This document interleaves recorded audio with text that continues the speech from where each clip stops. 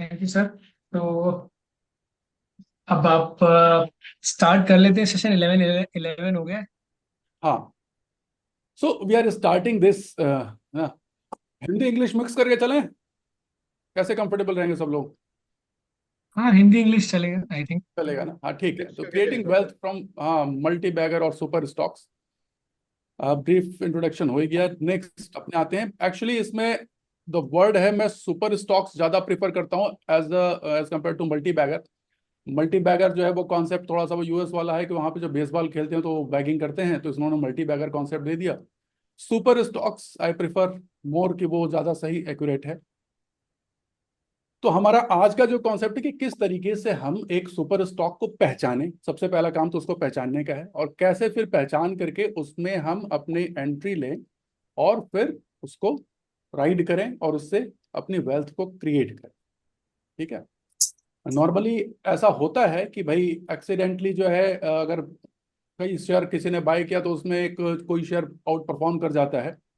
But वो नहीं करना। हमारा पर्पस क्या है कि हम डिलिबरेटली कुछ ऐसे मल्टी बैगर्स को ढूंढें और उसके बाद उसमें एक साइजेबल अमाउंट एलोकेट करें, क्योंकि एक मल्टी बैगर शेयर में अगर किसी ने 100 शेयर लेके रखे और मल्टी बैगर बन गया तो उससे आपके कैपिटल में, आपके वेल्थ में कोई बहुत बड़ा फर्क नहीं आने वाला।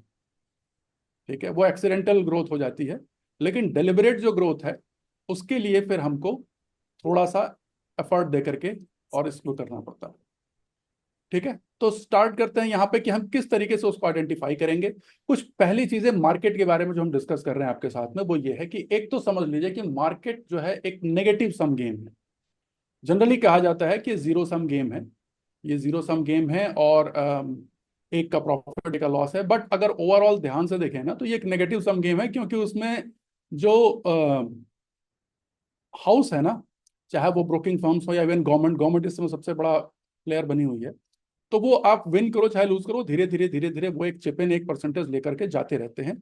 तो अल्टीमेटली ये एक है नेगेटिव संगम जिसको कि आपको विन करना है। The next thing is the market is forward looking.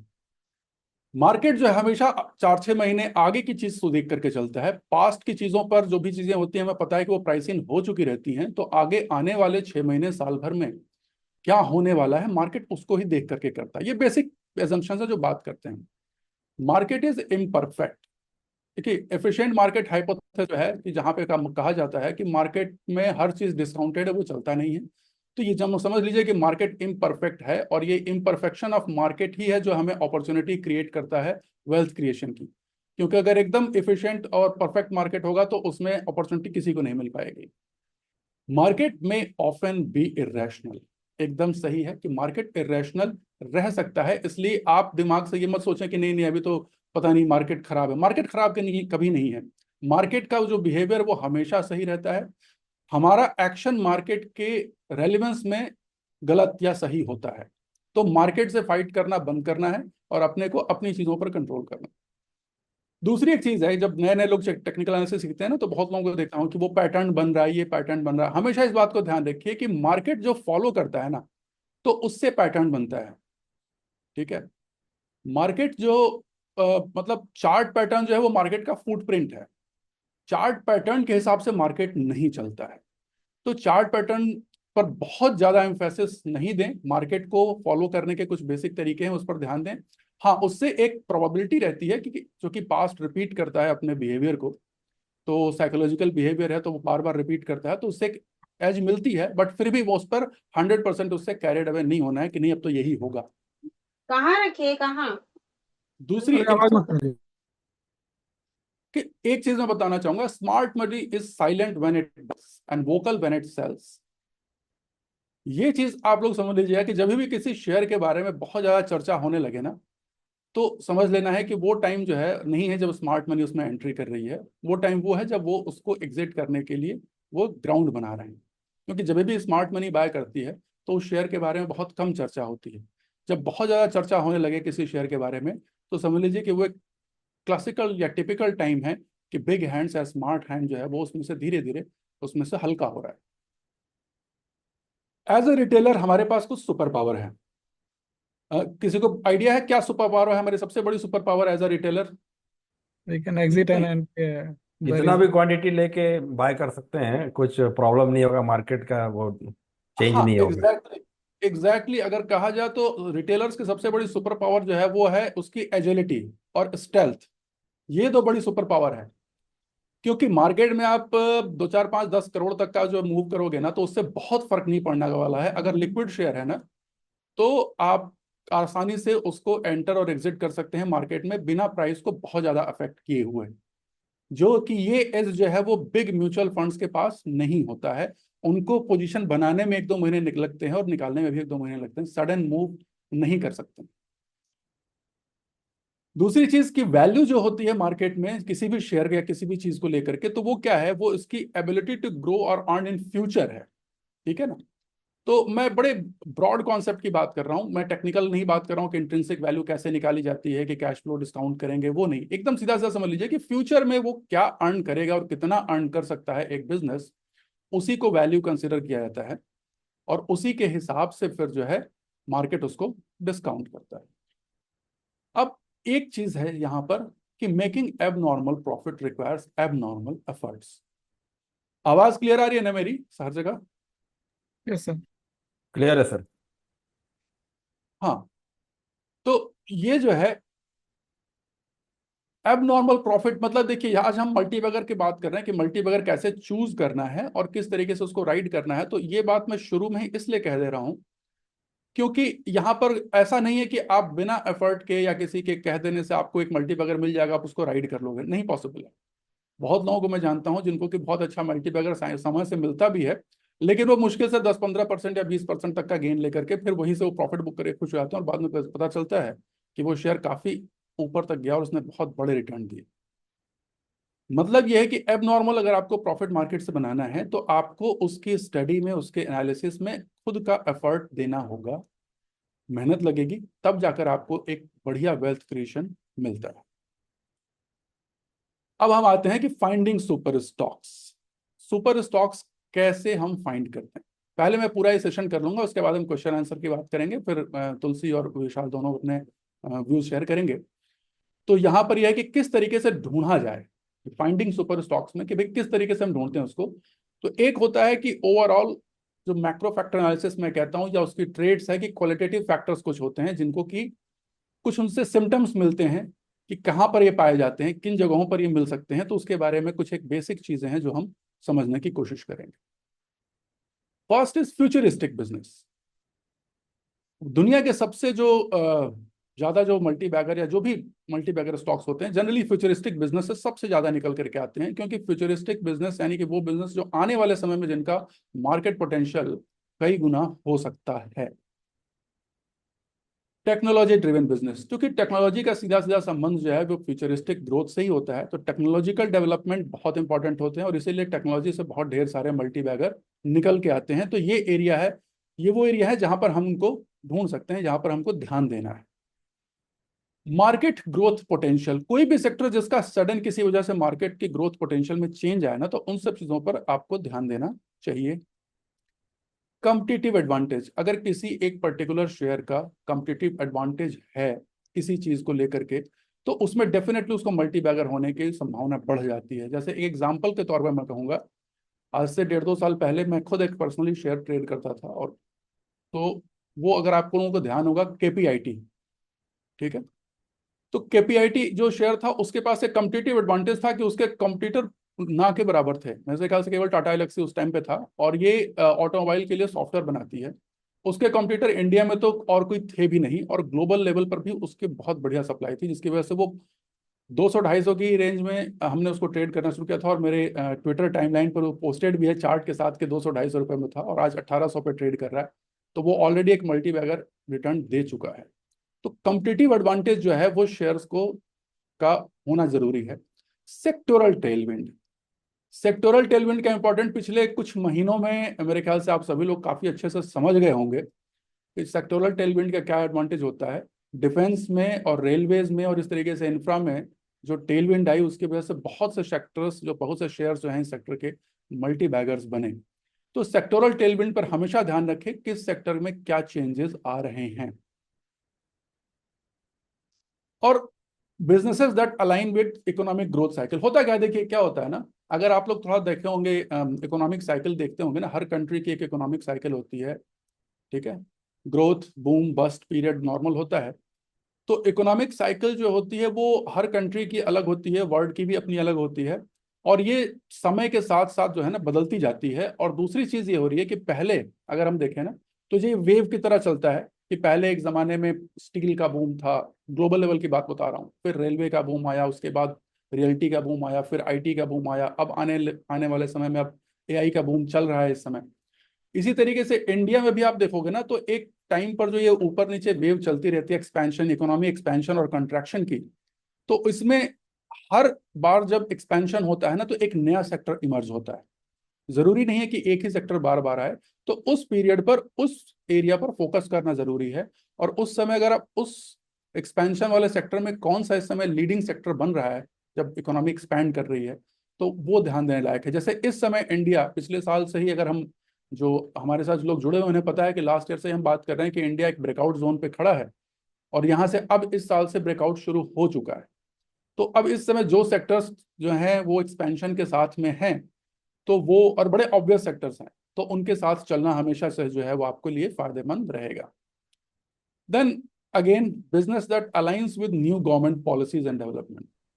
देखिए धीरू भाई अंबानी का स्टेटमेंट था एक, कि the biggest outside factor of a business, important factor of a business is government of India. तो गवर्नमेंट ऑफ इंडिया की जो पॉलिसीज होती हैं, इंडिया में रहते हुए अगर बिजनेस ग्रो करना है तो गवर्नमेंट ऑफ इंडिया के पॉलिसीज के हिसाब से ही होगी। तो इस मोदी पर से क्या लेना, आपने नंबर बिल्कुल कोई सी दोनों 6301527515। आशीष जी एक बार म्यूट कर लें। तो ये जो है गवर्नमेंट पॉलिसीज के साथ अलाइन करना, और जैसे जैसे गवर्नमेंट की पॉलिसीज चेंज होती हैं तो उन पर नजर रखना जो है एक प्रूडेंट इन्वेस्टर के लिए बहुत ही बढ़िया टेक्निक होती है। नेक्स्ट और होता है कि ऑलरेडी इन और स्टार्टेड इनोवेटिव और डिसरप्टिव बिजनेस। अगर कोई भी बिजनेस या तो किसी इनोवेटिव या डिसरप्टिव बिजनेस में हो, या अचानक से उसको शुरू करते हैं।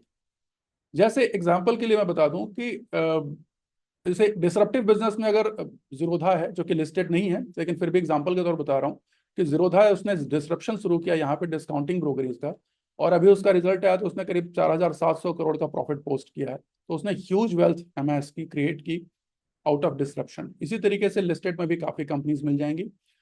और Can कुछ we say Zomato is one of that? Yes, I was just going to tell this कि, और रनिंग सिनेरियो में जोमेटो, बस आप, मैं यही बोलने ही वाला था तब तक आपने बोला कि जोमेटो ने अभी क्या किया कि Zomato started with food aggregator and delivery business, लेकिन उसके बाद जैसा कि झुनझुनवाला जी ने कहा भी था कि ये कंपनी में इन्वेस्ट करने लायक कंपनी नहीं है, क्योंकि इसका फ्यूचर बहुत ब्राइट नहीं है, ऐसा उन्होंने बोला भी था। अगर आपको मिल जाएगी पब्लिकली अवेलेबल इंफॉर्मेशन इसकी। लेकिन हुआ क्या कि बाद में, अगर आप लोगों को ध्यान होगा, उसने ब्लिंकिट को अक्वायर किया, और सडनली ब्लिंकिट जो है वो उसका जोमेटो के जो ट्रेडिशनल बिजनेस से है उससे उसने एक डिसरप्शन शुरू कर दिया क्विक कॉमर्स का। 10 मिनट के अंदर आपका आपके घर में मोबाइल आ जाएगा, 10 मिनट के अंदर आपके पास इलेक्ट्रॉनिक आइटम्स आ जाएंगे। केवल ग्रोसरी आइटम्स नहीं, अब तो लगभग वो हर तरीके के आइटम्स वो भेजने लगा है, तो 10 मिनट 15 मिनट के अंदर में, जिसने कि अमेजोन को बहुत अच्छा एक चैलेंज दे दिया।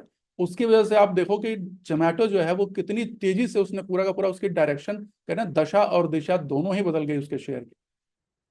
तो ये एक एग्जाम्पल है इसका। विंडफॉल बिजनेस, अगर कोई सडन कोई ऐसा इवेंट आ जाए जिसकी वजह से जो है आपको एक बड़ी अच्छी अपॉर्चुनिटी क्रिएट हो जाए, जैसा कि कोविड के टाइम हुआ था कि फार्मा कंपनियों में जबरदस्त ट्रैक्शन आया था, केमिकल और फार्मा दोनों ने ही आउट परफॉर्म किया और बहुत तगड़े स्टेलर रिटर्न्स दिए। तो ऐसा कोई कभी भी, इसलिए इन्वेस्टिंग या ट्रेडिंग जो है बड़ा एक डायनामिक बिजनेस है, और हमें एज ए ट्रेडर या इन्वेस्टर हर चीज पर नजर रखनी होती है। तो ये बहुत ज्यादा बेनिफिशियल होता है अपने आसपास के सराउंडिंग पर नजर रखना और उसको इवेल्युएट करते रहना। फिर ये मेरा एक्सपीरियंस है हमेशा कि जो लास्ट के 5 साल के आईपीओ है ना, उनको आप देखो, क्योंकि जनरली क्या होता है, ये जो नए आईपीओ आते हैं वो किसी एक नए सेक्टर के लिए ही लॉन्च होते हैं, और उनमें अगर कंपनी अच्छी है तो वो एक अच्छा मल्टी बैगर रिटर्न देते हैं, जिसमें कि आप देख सकते हैं उसके बहुत से एग्जाम्पल हैं। जोमेटो खुद उसका एग्जाम्पल है, मजगांव डॉक उसका एग्जाम्पल है। तो इस तरीके के बहुत कंपनीज मिलेंगी जो इसमें फिट होती हैं कि 5 साल के अंदर में उनके आईपीओ आए और उसके बाद उन्होंने बहुत अच्छे रिटर्न दिए। Collaboration for new product having good demand, अगर किसी भी मार्केट में अच्छी डिमांड है और उसको कोलैबोरेशन कोई कंपनी करती है उस क्षेत्र में, तो उसका भी एग्जांपल है। बताऊं, एक शेयर जो हमने अपने ग्रुप में शेयर भी किया था और साथ में उसमें डिस्कशन भी किया था, मैंने खुद पर्सनली, मैं वो सारे एग्जांपल बता रहा हूं जो मैंने पर्सनली ट्रेड किए हुए हैं, ठीक है। तो और ध्यान रखें, यहाँ भी किसी भी तरीके का मैं कोई टिप नहीं दे रहा हूँ, ये केवल एजुकेशनल पर्पज के लिए है। तो ये इसके लिए इसका एक डिस्क्लेमर के फॉर्म में, चूंकि मैं रजिस्टर्ड रिसर्च एनालिस्ट हूँ, तो इसलिए डिस्क्लेमर के फॉर्म में बोल दे रहा हूँ कि ये किसी तरीके की मेरी एडवाइजरी नहीं है, ये केवल एक एजुकेशन पर्पज के लिए कर रहा हूँ, ठीक है। तो कोलैबोरेशन फॉर न्यू प्रोडक्ट्स जब होता है, तो ये मैं एग्जांपल दे रहा था किसका, कि गैब्रियल शॉकर्स बनाती थी, और उस समय उसके शेयर लगभग 175 या 170 के आसपास ट्रेड होते थे, और उस समय न्यूज आई मार्केट में कि उसने सनरूफ के लिए एक बहुत अच्छी कंपनी के साथ में करार किया है, और वहां से वो आज 500 के आसपास पहुंच गई, ज्यादा नहीं, मुश्किल से 1-1.5 साल के अंदर में, ठीक है। तो ये एक एग्जाम्पल है कि अगर आप इन सब चीजों को ट्रैक करें और इसको फॉलो करें तो आपको एक अच्छे रिटर्न अच्छे उसमें मिल सकते हैं। देन एक और ये मेरी पर्सनल स्ट्रेटजी है जो मैं शेयर कर रहा हूं, कि मैं बजट टू बजट और गवर्नमेंट की 5 ईयर एनालिसिस, जब भी कोई गवर्नमेंट चेंज होना तो वो एक मैसिव पीरियड होता है 5 साल का, क्योंकि जो भी गवर्नमेंट आती है तो उसका एक अपना एजेंडा होता है इकोनॉमिक्स को लेकर के, इकोनॉमी को लेकर के।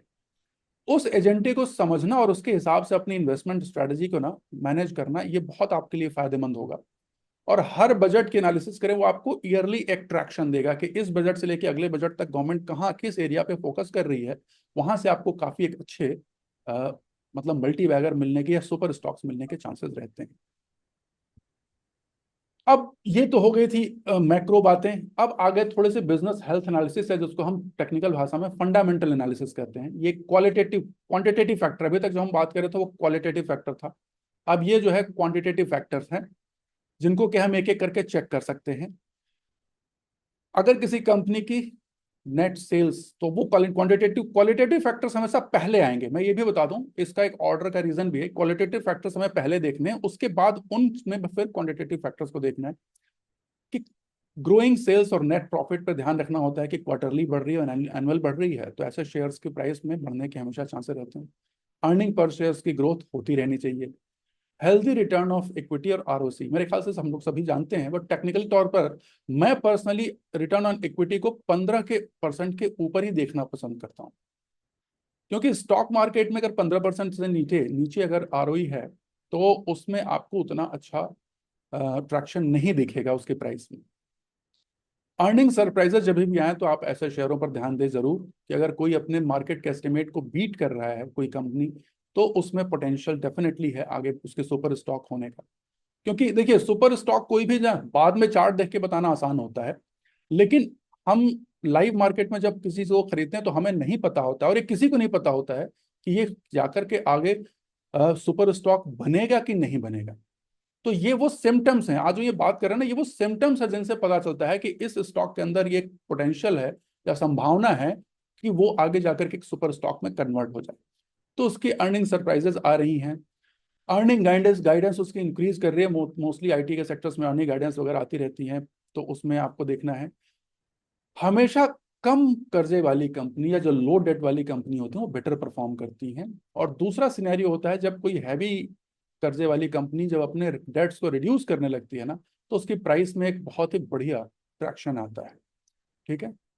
तो टाटा मोटर भी इसका एग्जांपल आपने देखा होगा कि टाटा मोटर पहले बहुत ह्यूज डेट थे, लेकिन जब उसने डेट रिडक्शन शुरू किया उसके बाद से टाटा मोटर जो है वो काफ़ी तेज़ी से रिवर्स हुआ, और फिर उसका मार्केट एक्सपेंशन भी हुआ, नए प्रोडक्ट भी उसने डाले, और ये भी स्क्रैपेज पॉलिसी भी आ गई। तो कुल मिला जुला के ये रहा कि कोविड के टाइम जो 100 रुपए का टाटा मोटर हुआ करता था, इस समय 1000 रुपए के आसपास है, तो 10 गुना जो है पिछले कुछ सालों में वो बढ़ चुका है। हेल्दी कैश फ्लो, जब भी आप लोग फाइनेंशियल स्टेटमेंट देखें, तो जो लोग चार्टर्ड अकाउंटेंट वो तो बहुत अच्छे से इस बात को जानते हैं कि कैश फ्लो जो है वो एक बड़ा इंपॉर्टेंट स्टेटमेंट होता है, इसको ध्यान रखना।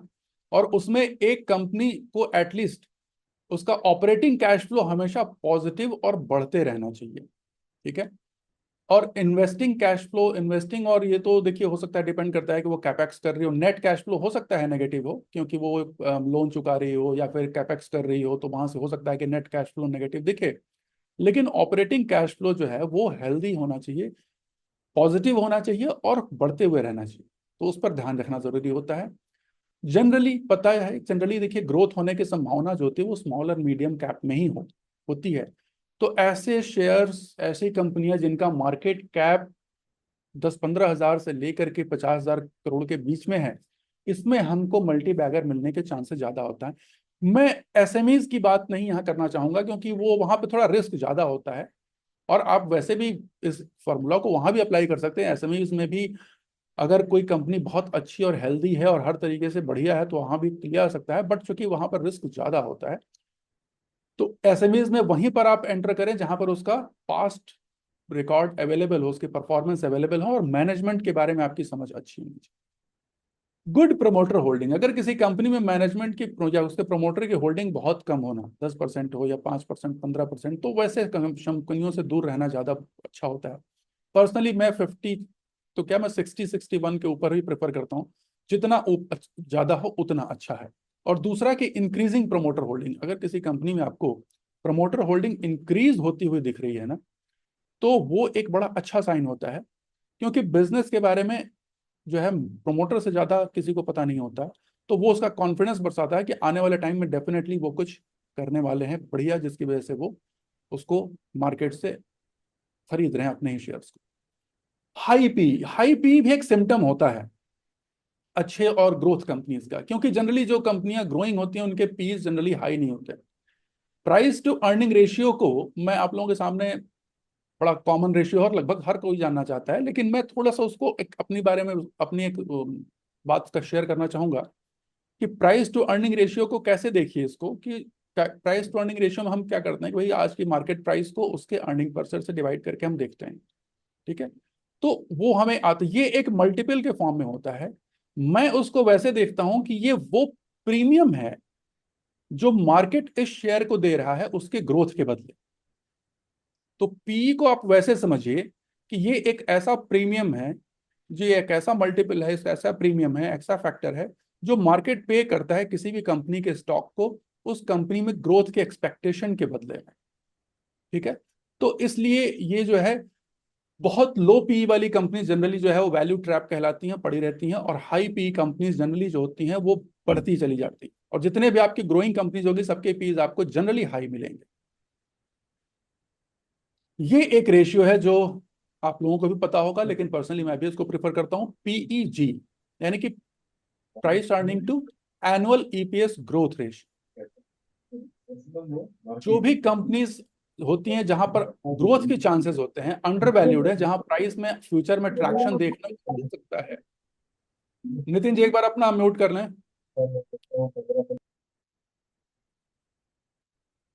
हेलो। हाँ, तो वहां पर जो है एक हमको ये देखने को मिलता है कि पीईजी जनरली 1 से कम हो, तो वहां पर एक मतलब इसका मतलब क्या है कि प्राइस अर्निंग जो मार्केट प्रीमियम दे रहा है उससे ज्यादा ग्रोथ हो रही है। ऐसी कंडीशन में हमेशा पीईजी जो है वो लेस देन 1 होगा। जैसा कि हमने अभी बात किया कि प्राइस अर्निंग क्या है, कि वो एक प्रीमियम है जो मार्केट पे कर रहा है अर्निंग पर शेयर, एक शेयर के बदले में जितना कंपनी कमा रही है उसका कितना गुना वो मार्केट उसको प्रीमियम दे रहा है, वही करंट मार्केट प्राइस है। अब अगर वो प्रीमियम से ज्यादा ग्रोथ कंपनी जनरेट कर रही है तो उसका पीईजी हमेशा लेस देन 1 होगा, और ऐसी कंपनियों में ही पोटेंशियल होता है मल्टी बैगर या सुपर स्टॉक्स बनने का, ठीक है। तो ये एक ऐसा फैक्टर है जिसको इस पॉइंट ऑफ व्यू से सोच करके और उसमें इन्वेस्ट करना या इस फैक्टर को एनालाइज करना इन्वेस्ट करने से पहले एक इंपॉर्टेंट फैक्टर होता है।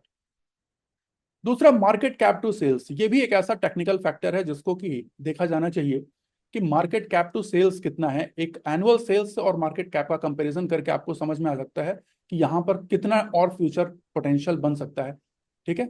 जनरली बहुत ज्यादा गैप, अगर मार्केट कैप टू सेल्स का रेशियो जितना कम हो उतना अच्छा है, बाकी चीजों को भी ध्यान में रखते हुए। Turn around in profitability, definitely again जैसा कि अभी जोमेटो के साथ हुआ है, अभी पेटीएम के साथ हो रहा है कि प्रॉफिटेबिलिटी पहले लॉस मेकिंग कंपनीज थी और अब धीरे धीरे उसमें प्रॉफिटेबिलिटी के आने की सिल्वर लाइनिंग दिखनी शुरू हो रही है कि वो प्रॉफिट में आने शुरू हो रही है, तो वहां से आपको प्राइस में बहुत अच्छे से ट्रैक्शन आना शुरू होता है फ्यूचर में। और ये एक बड़ा एक फैक्टर है जिसको कि as an investor, as a prudent investor या ट्रेडर आपको ध्यान रखना चाहिए कि आप बैलेंस शीट अगर आप देखें तो आप देखें कि कंपनी कैपेक्स कर रही है कि नहीं, और ये कैपिटल एक्सपेंशन के फॉर्म में होना चाहिए, ठीक है। कि सॉरी कैपेसिटी एक्सपेंशन के फॉर्म में, कि अपनी अर्निंग कैपेसिटी, जो उसकी प्रोडक्शन कैपेसिटी अगर वो बढ़ा रहा है, नई कोई यूनिट खड़ी कर रहा है, इसका मतलब कि उसकी एग्जिस्टिंग कैपेसिटी पूरी पूरी यूटिलाइज हो जा रही है, पूरा पूरा माल बिक जा रहा है और उसको और बनाने की आवश्यकता है। इसका मतलब डिमांड ज्यादा है, जिसकी वजह से वो नया कैपेसिटी इंट्रोड्यूस कर रहा है, या फिर कोई नया प्रोडक्ट या कोई नई लाइन ऑफ सेक्टर या नई लाइन ऑफ प्रोडक्शन में जा रहा है, तो वहां उसके लिए वो नए आयाम खुलेंगे रेवेन्यू के। तो ये एक एरिया बड़ा इंपॉर्टेंट होता है। और दूसरा कि उस कैपेक्स की फंडिंग कहाँ से होती है। हेल्दी कंपनी जो है, अगर बहुत अच्छी कंपनी अगर वो अपने इंटरनल रिसोर्सेज से करती है, तो इसको मैं बहुत अच्छा पॉजिटिव साइन मानता हूँ।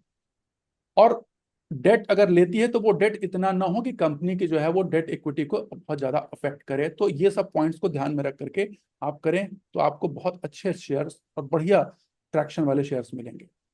अब मैनेजमेंट क्वालिटी भी देखनी बहुत जरूरी होती है इनके लिए, क्योंकि कभी भी एक खराब मैनेजमेंट वाली कंपनी जो है कभी भी मल्टी बैगर रिटर्न नहीं दे सकती है मार्केट में।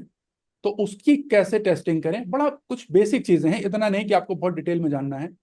एक तो थोड़ा सा अगर आप इंटरनेट पर जाएं या उस कंपनी की वेबसाइट को जरूर पढ़ें, जिस भी कंपनी में आप शेयर खरीदें उसकी वेबसाइट को जरूर पढ़ें।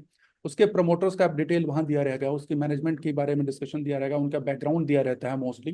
तो ये सब चीजें जरूर जाने, थोड़ा सा गूगल करेंगे तो आपको प्रमोटर के एक्सपीरियंस, उसके बैकग्राउंड के बारे में पता चल जाएगा। तो अगर बैकग्राउंड हेल्दी है, सही है, तो डेफिनेटली जो है वो कंपनी के बारे में आप एक अच्छा उसमें आ सकता है।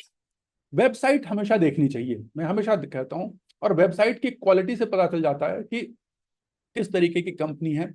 हेल्दी, ट्रांसपेरेंट और इंफॉर्मेटिव वेबसाइट होनी चाहिए, मोस्टली शेयर होल्डर्स के पॉइंट ऑफ व्यू से, कि अगर कोई शेयर होल्डर या कोई इन्वेस्टर है तो उसके लिए रिलेटेड सारी इंफॉर्मेशन वहां होनी चाहिए।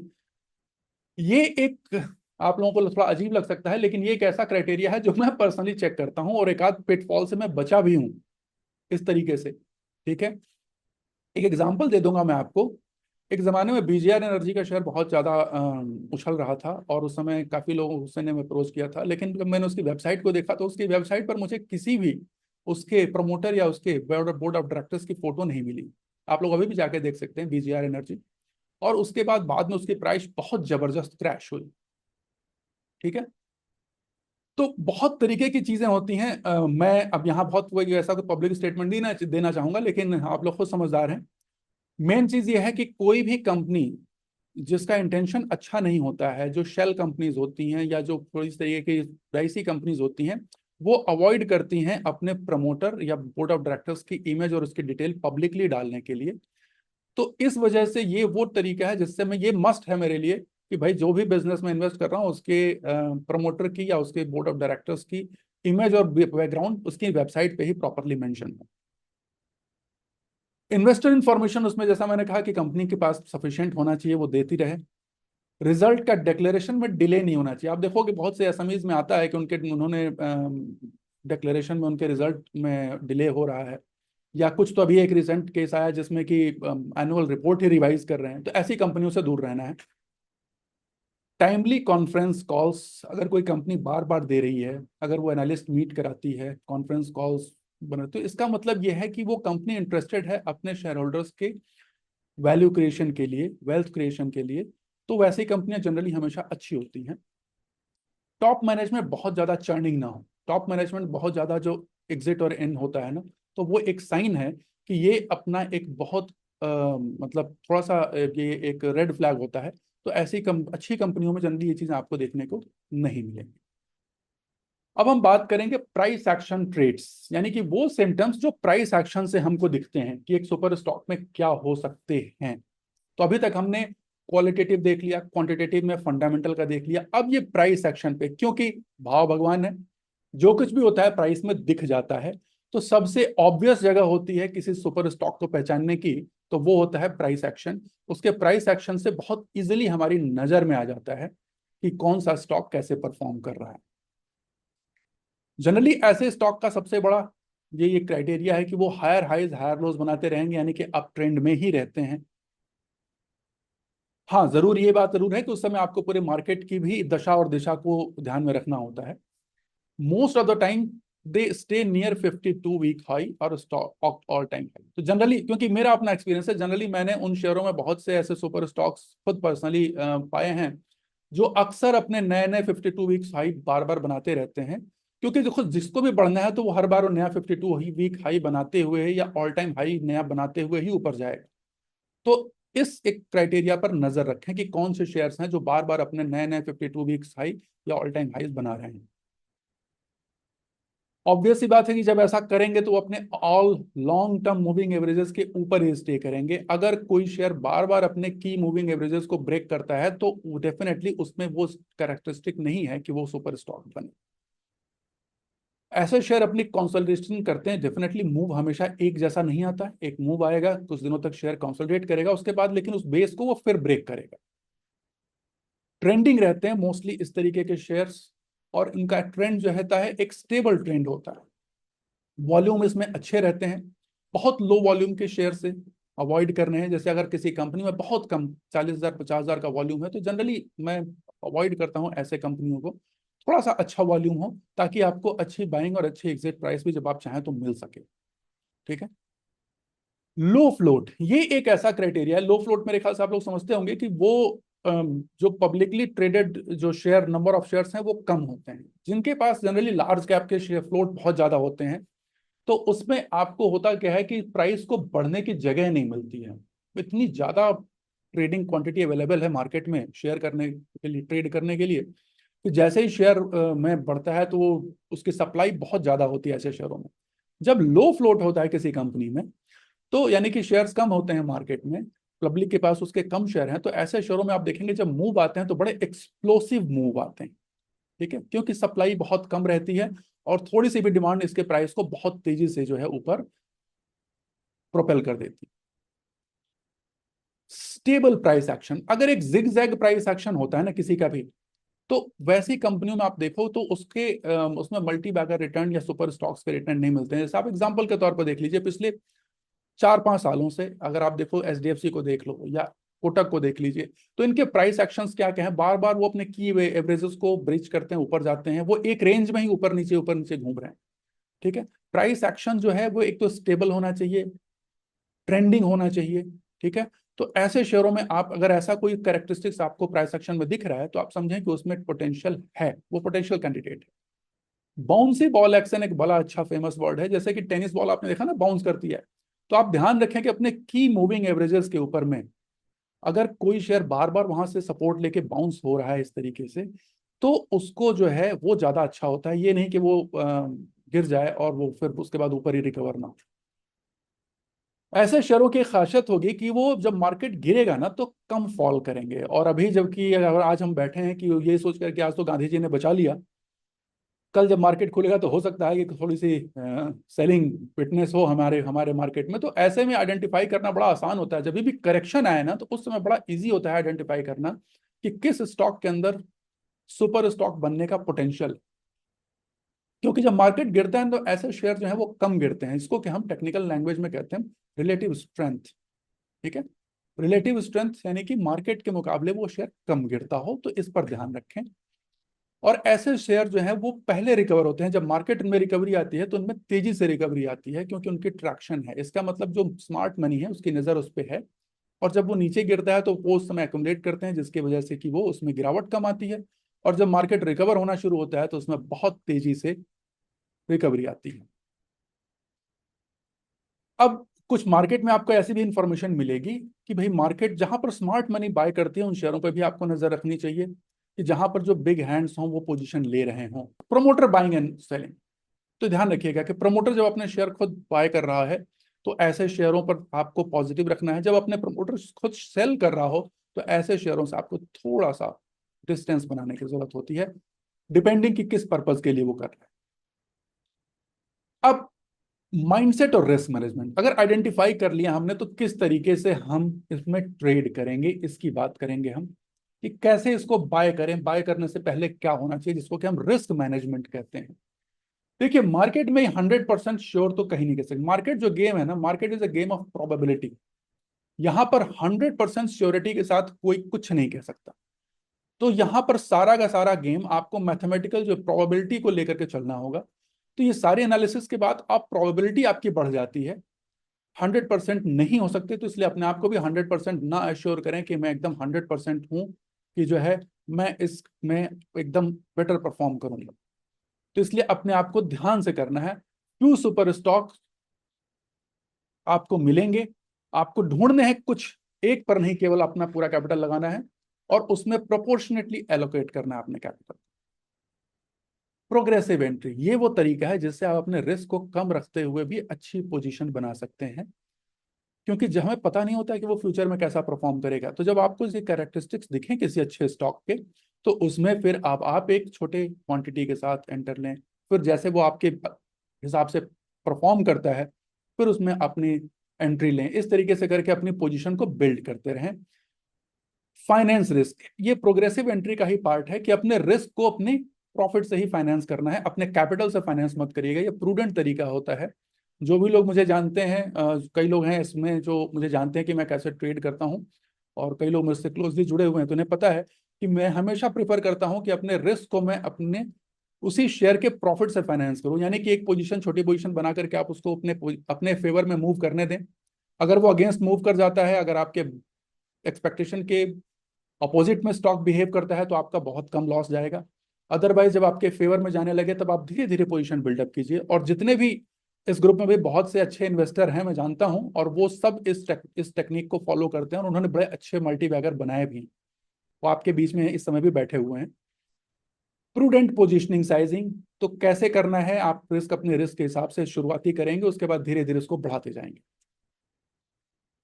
एक चीज मैं कहूंगा, ओवर डाइवर्सिफिकेशन हमेशा अवॉइड करें, क्योंकि मैंने कुछ लोगों को देखा है जो कि बहुत ज्यादा शेयर्स खरीद लेते हैं।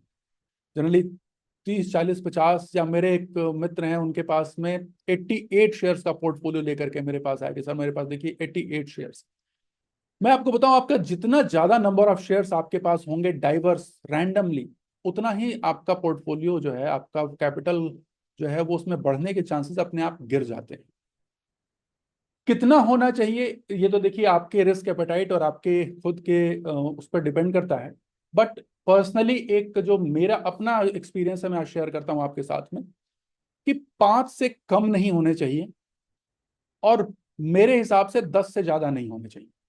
ये एक ऐसा है, क्योंकि अगर इससे अगर आप रखेंगे, यानी कि 10% एक स्टॉक में कम से कम आपका पोर्टफोलियो एलोकेशन होना चाहिए, तब आप एक सीरियस वेल्थ क्रिएशन कर पाएंगे। क्योंकि वो स्टॉक अगर आपका सुपर परफॉर्म करता है तो आपके पूरे कैपिटल पर आपको एक अमाउंट मिलेगा। बहुत छोटा इन्वेस्टमेंट अगर होगा किसी एक सुपर स्टॉक में, तो वो आपके कैपिटल पर बहुत बढ़िया कोई असर नहीं डालने वाला है।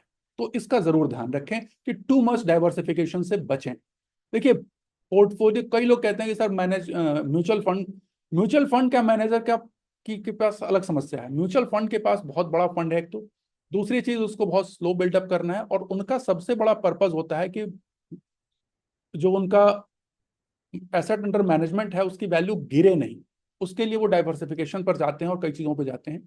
लेकिन एक इंडिविजुअल जिसका एम होता है अपने वेल्थ को बढ़ाना, तो वो थोड़ा सा एग्रेसिवली परफॉर्म करता है। और अब तो हमारे पास संदीप टंडन जैसे और हमारे पास प्रशांत जैन जैसे लोग हैं, जो कि म्यूचुअल फंड में, अगर आप लोगों को ध्यान हो तो उन्होंने म्यूचुअल फंड के थ्रू भी एक साल में 56 और 60% रिटर्न जनरेट किए हैं, थोड़े से एग्रेसिव तरीके से।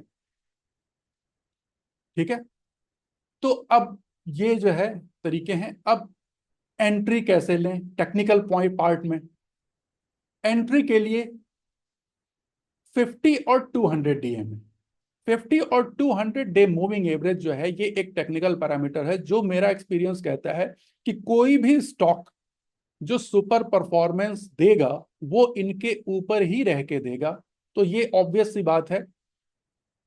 हाँ, एक चीज बता दूं, बहुत से बार मेरे से कुछ लोगों ने पूछा, तो आज इस मौके पर मैं शेयर करना चाहूंगा। कई बार लोग कहते हैं कि सर 200 डे मूविंग एवरेज क्यों यूज करते हैं, 200 डे मूविंग एवरेज के बजाय 260 यूज कर लें या 135। देखिए इसका रीजन है कि 200 और 50 जो है, आप जब आप पूरी वर्ल्ड के बारे में स्टडी करेंगे तो पूरे वर्ल्ड में सबसे ज्यादा फॉलो किए जाने वाले इंडिकेटर, मतलब ये मूविंग एवरेज है। और ये एक प्राइस लेवल है। मूविंग एवरेज को आप प्राइस लेवल ज्यादा समझिएगा, इंडिकेटर कम समझिएगा, कि ये एक एवरेज प्राइस लेवल है। और 200 डे यूज इसलिए किया जाता है, ये एक ट्रेडिशन की वजह से यूज हो रहा है, क्योंकि साल तो होता है 365 डेज का, उसमें 260 डेज हमको ट्रेडिंग के मिल जाते हैं लगभग। छुट्टियां वुट्टियां काट दे तो भी 250 डेज होना चाहिए। लेकिन 200 डे यूज क्यों होता है, उसका कारण जाता है हिस्ट्री में। जब बहुत पहले, चूंकि ट्रेडिंग अमेरिका से शुरू हुई थी, तो जब बहुत पहले वहां पर ट्रेडर्स जब करते थे तो उस समय कंप्यूटर वगैरह नहीं हुआ करता था, एक एडिंग मशीन हुआ करती थी। और एडिंग मशीन के साथ प्रॉब्लम ये थी कि वो 5 और 10 के रैंडम में वो ऐड करती थी ट्रेडिंग वालों के पास जो थी। ठीक है, आप कभी किसी पुराने ट्रेडर से बात क्या की चीजों देखेंगे यूएस में तो मिल जाएगा आपको ये। तो वो क्या करते थे कि जो एडिंग मशीन होती है वो 10-10 के मल्टीपल में करती थी। तो एक साल के लिए उनके पास 12 महीने को ऐड करने का ऑप्शन नहीं था। ठीक है, एक साल के लिए वो, क्योंकि वो 2 नहीं, वो 10-10 के मल्टीपल में बढ़ता था, तो वो 10-20 ऐसे करते थे। तो एक साल के बिहाफ में उन्होंने 10 मंथ का पकड़ा, और 10th मंथ में चूंकि 20 on an average 20 days trading के होते हैं, तो वैसे 200 डेज को के हिसाब से उन्होंने एडिंग की। इसीलिए आपको जितने पुराने जो ट्रेडिशनल इंडिकेटर्स मिलेंगे वो सब 10, 20, 30 इस तरीके से 10-10 के मल्टीपल में ज्यादा मिलेंगे। ये सारे के सारे 10 से डिवाइड होंगे। जो ये अभी चूंकि कंप्यूटर आ जाने के बाद अब आपके पास सुविधा है कि आप 41 कर लीजिए, 31 कर लीजिए, 13 कर लीजिए, ये सब रिसेंटली कंप्यूटर आने के बाद शुरू हुआ। जो पुराने ट्रेडर्स थे उनके पास वही 10-10 के मल्टीपल में ही सारा काम चलता था। ठीक है, तो इस वजह से 200 डे पॉपुलर हो गया। और अब होता क्या है कि 200 डे इसलिए यूज किया जाता है, सभी लोग, अभी भी मैं कहता हूँ यूज करना चाहिए, क्योंकि जनरल कॉन्सेंसस बनता है। जिस चीज को सबसे ज्यादा लोग यूज करें ना, वही आपको भी यूज करना चाहिए, ताकि आपको एक साइकोलॉजी का बिहेवियर दिखेगा। क्योंकि ट्रेडिंग और इन्वेस्टिंग जो प्राइस का जो बिहेवियर है वो एक मास साइकोलॉजी है। तो वो उससे जो सबसे ज्यादा लोग यूज करते हैं वो यूज करना आपके लिए भी बेनिफिशियल। हमेशा एंट्री आप लो रिस्क सेटअप पे करें, यानी कि जब भी आप देखें कि जब कोई चौधरी जी एक बार अपनी आवाज म्यूट कर लें। ठीक है, तो लो रिस्क सेटअप में जाएं, एंट्री हमेशा लो रिस्क पॉइंट पे करें। पुल बैक एंट्री में आपको हमेशा लो रिस्क पॉइंट मिलेगा। जब भी कोई एक शेयर बहुत भाग गया तो उसको चेज न करें, एक बार आने दे अपने वापस मूविंग एवरेज के पास, और वहां पर से जब वो अपना सपोर्ट शो करे तो वहां पर आप एंट्री ले सकते हैं। कप एंड हैंडल ब्रेकआउट के टाइम एंट्री ले सकते हैं, फेल फ्लैग पेनेंट पर के टाइम ले सकते हैं, चैनल ब्रेकआउट पर एंट्री ली जा सकती है। तो ये सारे कंफर्म करते हैं। डरबस बॉक्स पुराना तरीका है लेकिन अभी भी बहुत अच्छा काम करता है। प्रीवियस स्विंग हाई ब्रेकआउट पर भी एंट्री बढ़िया काम करती है, वहां से अच्छा ट्रैक्शन मिलता है। और 52 वीक हाई जो ब्रेकआउट है वो तो बड़ा ही पॉपुलर है, क्योंकि ऑब्वियसली कोई भी शेयर जब बार बार नया 52 ब्रेक हाई करेगा तभी वो सुपर स्टॉक बनेगा। तो ये एक बड़ा ही कॉमन फीचर है। ठीक, अब इसमें बुक कैसे करना है, कब हमको बुक करना चाहिए, क्या इसको हम लेकर के छोड़ दें लंबे समय के लिए, किस तरीके से इसको हम प्रॉफिट कब बुक करें, एग्जिट कब करें, ये एक प्रश्न आता है। तो उसके बारे में हम बात करेंगे। हमारे एग्जिट रूल बड़े क्लियर होने चाहिए माइंड में। अदरवाइज होता क्या है कि आपके पास एक बड़ा साइजेबल गेन आता है और फिर वो चला भी जाता है। तो इसके लिए क्या करने चाहिए, एक तो आप देखेंगे कि मेजर ट्रेंड जो है, और आगे चार्ट पर हम आएंगे तो वहां पे क्लियर और हो जाएगा, तो उसको हम देख लेते हैं कि मेजर ट्रेंड जो है हमारा यहाँ पे किस तरीके का मेजर ट्रेंड है। अगर मेजर ट्रेंड ब्रेकआउट हो रहा है तो उस समय प्रॉफिट बुक कर लेना या एग्जिट कर लेना सही रहता है। जब भी कोई ऐसी न्यूज हो जिसमें बिजनेस की हेल्थ डेटोरेट हो रही हो जिसकी वजह से, तब आपको इमीडिएटली बुक हो जाना चाहिए। ये नहीं कि आपको स्टॉक से कोई लगाव न रखें। ये मेरा पर्सनल एक फीलिंग है, जब मैं देखता हूं कि बस 50 डेज जब मूविंग एवरेज ब्रीच करता हो तब आपको प्रॉफिट बुक कर लेना चाहिए। ठीक है, दोबारा ऊपर है दोबारा एंट्री ले लीजिए, लेकिन वो एक अच्छा समय होता है जब आपका एक साइजेबल गेन आप बुक कर लें। जब प्रमोटर सेल करता हो, हमेशा नहीं, लेकिन जब प्रमोटर सेल करता हो और प्राइस जो है 50 डे के नीचे जा रहा हो, तब ऐसे सिचुएशन तो डेफिनेटली निकल जाना चाहिए। कई बार प्रमोटर सेल करने के रीजन बहुत अलग अलग होते हैं, उसके बाद भी शेयर परफॉर्म करता है। बट आपको इवेल्युएट करना होगा कि प्रमोटर की सेलिंग किस पर्पज के लिए है। Any event which damages the earning growth potential of either stock और सेक्टर। तो कोई भी ऐसी चीज, कोई ऐसी रेगुलेशन आ गई, कोई ऐसी घटना हो गई, या कोई ऐसी चीज होगी, कोई भी ऐसा फैक्टर नेशनल या इंटरनेशनल जिसके इसकी पूरे सेक्टर पे या उस पूरे स्टॉक पे इम्पैक्ट आता हो, तो उससे जो है उसमें तुरंत आप प्रॉफिट बुक कर लेना, उससे निकल जाना बुद्धिमानी होता है। बाद में जब वो रिकवर अगर करता है तो डेफिनेटली आपको फिर से मौका मिलेगा ऐसे में ट्रेड करने का। ठीक है, अब चार्ट पर आते हैं और चलते हैं, देखते हैं कि किस तरीके से कुछ पुराने जो पास्ट में जिन्होंने मल्टी बैगर या सुपर स्टॉक्स दिए, मल्टी बैगर या सुपर एक स्टॉक्स। सेकंड अनिल जी। हाँ हाँ हेलो। विशाल जी, हाँ विशाल जी। मैं I will just like to add one और टू थिंग्स ठीक हाँ है, हाँ, इसके बाद मतलब जस्ट सॉरी फॉर इंटरप्टिंग, ठीक है। नहीं नहीं, एक चीज जो मैं सबको बोलना चाहूंगा कि दो तीन चीज जो मतलब देखना चाहिए लोगों को, कि स्टॉप लुकिंग एट प्राइसेस। अगर आप कोई भी कंपनी को, कोई भी स्टॉक को स्पेसिफिकली देख रहे हैं फॉर लॉन्ग टर्म, सो आपको उसका प्राइस से ज्यादा उसका मार्केट कैप देखना का आदत डालना चाहिए। We should start talking in terms of market cap. वो मार्केट कैप का एग्जैक्टली। पोटेंशियल, वो जो कंपनी का सेल्स क्या है और उस इंडस्ट्री का पोटेंशियल क्या है, वो जरूर देखें। उससे आपको ये समझ में आएगा कि वो स्टॉक कितना अच्छा परफॉर्म कर सकता है फ्यूचर में। एग्जैक्टली एग्जैक्टली विशाल जी, अगर आपको ध्यान हो तो इसीलिए मैंने मार्केट कैप टू सेल्स एक पॉइंट बोला था कि इसको जरूर हाँ हाँ कंपेयर करें, कि अपनी सेल्स और मार्केट कैप का कंपैरिजन करें। और एक हाँ। रेंज भी मैंने बताई कि जनरली जो शेयर्स मल्टी बैगर्स होने का पोटेंशियल रखते हैं, तो आप हम्म 10,000 करोड़ से लेके 50,000 करोड़ के बीच में ही आपको ज्यादा मिलेंगे, जो जिनमें बढ़ने की संभावना है। जिसका हाँ ऑलरेडी 5 लाख 6 लाख करोड़ का मार्केट कैप हो चुका है ना, वो बहुत तेजी से वो 15 लाख करोड़ नहीं होगा। ठीक है ना। रिलायंस मेरे ख्याल से 30 लाख करोड़ पे बैठी हुई है, वो सबसे बड़ी मार्केट कैप की कंपनी है हमारी। तो आपको छोटे शेयर्स पकड़ने हैं जिनमें की ग्रोथ की पोटेंशियल ज्यादा होंगे। ठीक। तो वो डेफिनेटली विशाल की बात बहुत बढ़िया है कि प्राइस से ज्यादा आपको मार्केट कैप देखना है, और मार्केट कैप के हिसाब से ही शेयर ग्रोथ करेंगे, प्राइस के हिसाब से नहीं। कई बार लोग इस ट्रैप में फंस जाते हैं कि 2 रुपए का शेयर है तो ले लें, और करीब 1,000 का शेयर है तो इसको ना सुनो लें। सुनो विशाल। व्हाइट पूरा वाला है। छोड़ो हाँ। मेरे पास। तो इस चीज पर जरूर ध्यान रखें कि प्राइस नहीं देखना है कि वो 1,000 का है कि 500 का है, चल ठीक है। अच्छा वाला है। 1 रुपए का कि 2 रुपए ये का है। पेनी शेयर के चक्कर में बहुत ये लोग चीज घूमते रह देखनी जाते चाहिए कि वो हैं। हाँ, 2 रुपए में महंगा है या 500 रुपए में अभी सस्ता तेरा है। दोबारा कर। एग्जैक्टली भाभी वही। नहीं रहा, सबसे फर्स्ट में था भाभी। अमितेश, अमितेश जी म्यूट कर लें एक बार। अमितेश जी एक बार म्यूट कर लें। रोहन तो आपको ड्रेस नहीं देना पेट से कटा हुआ। प्राइस, प्राइस जो है उस पर ध्यान रखना है कि प्राइस में के चक्कर में नहीं पड़े कि आप पेनी शेयर में ढूंढते रहें। जनरली एक टेंडेंसी होती है कि सस्ता शेयर मिल जाए ना, 2 रुपए वाला शेयर, तो जब वो 20 रुपए का होगा तो 10 गुना हो जाएगा। और मैंने बहुत से ऐसे शेयर देखे हैं जो कि, अगर आपको ध्यान हो, 1400 के ऊपर HL चल रहा था, और वहां से उस पर गवर्नमेंट OFS की न्यूज आई, और वो 1400 का शेयर 600 पे आके गिरा।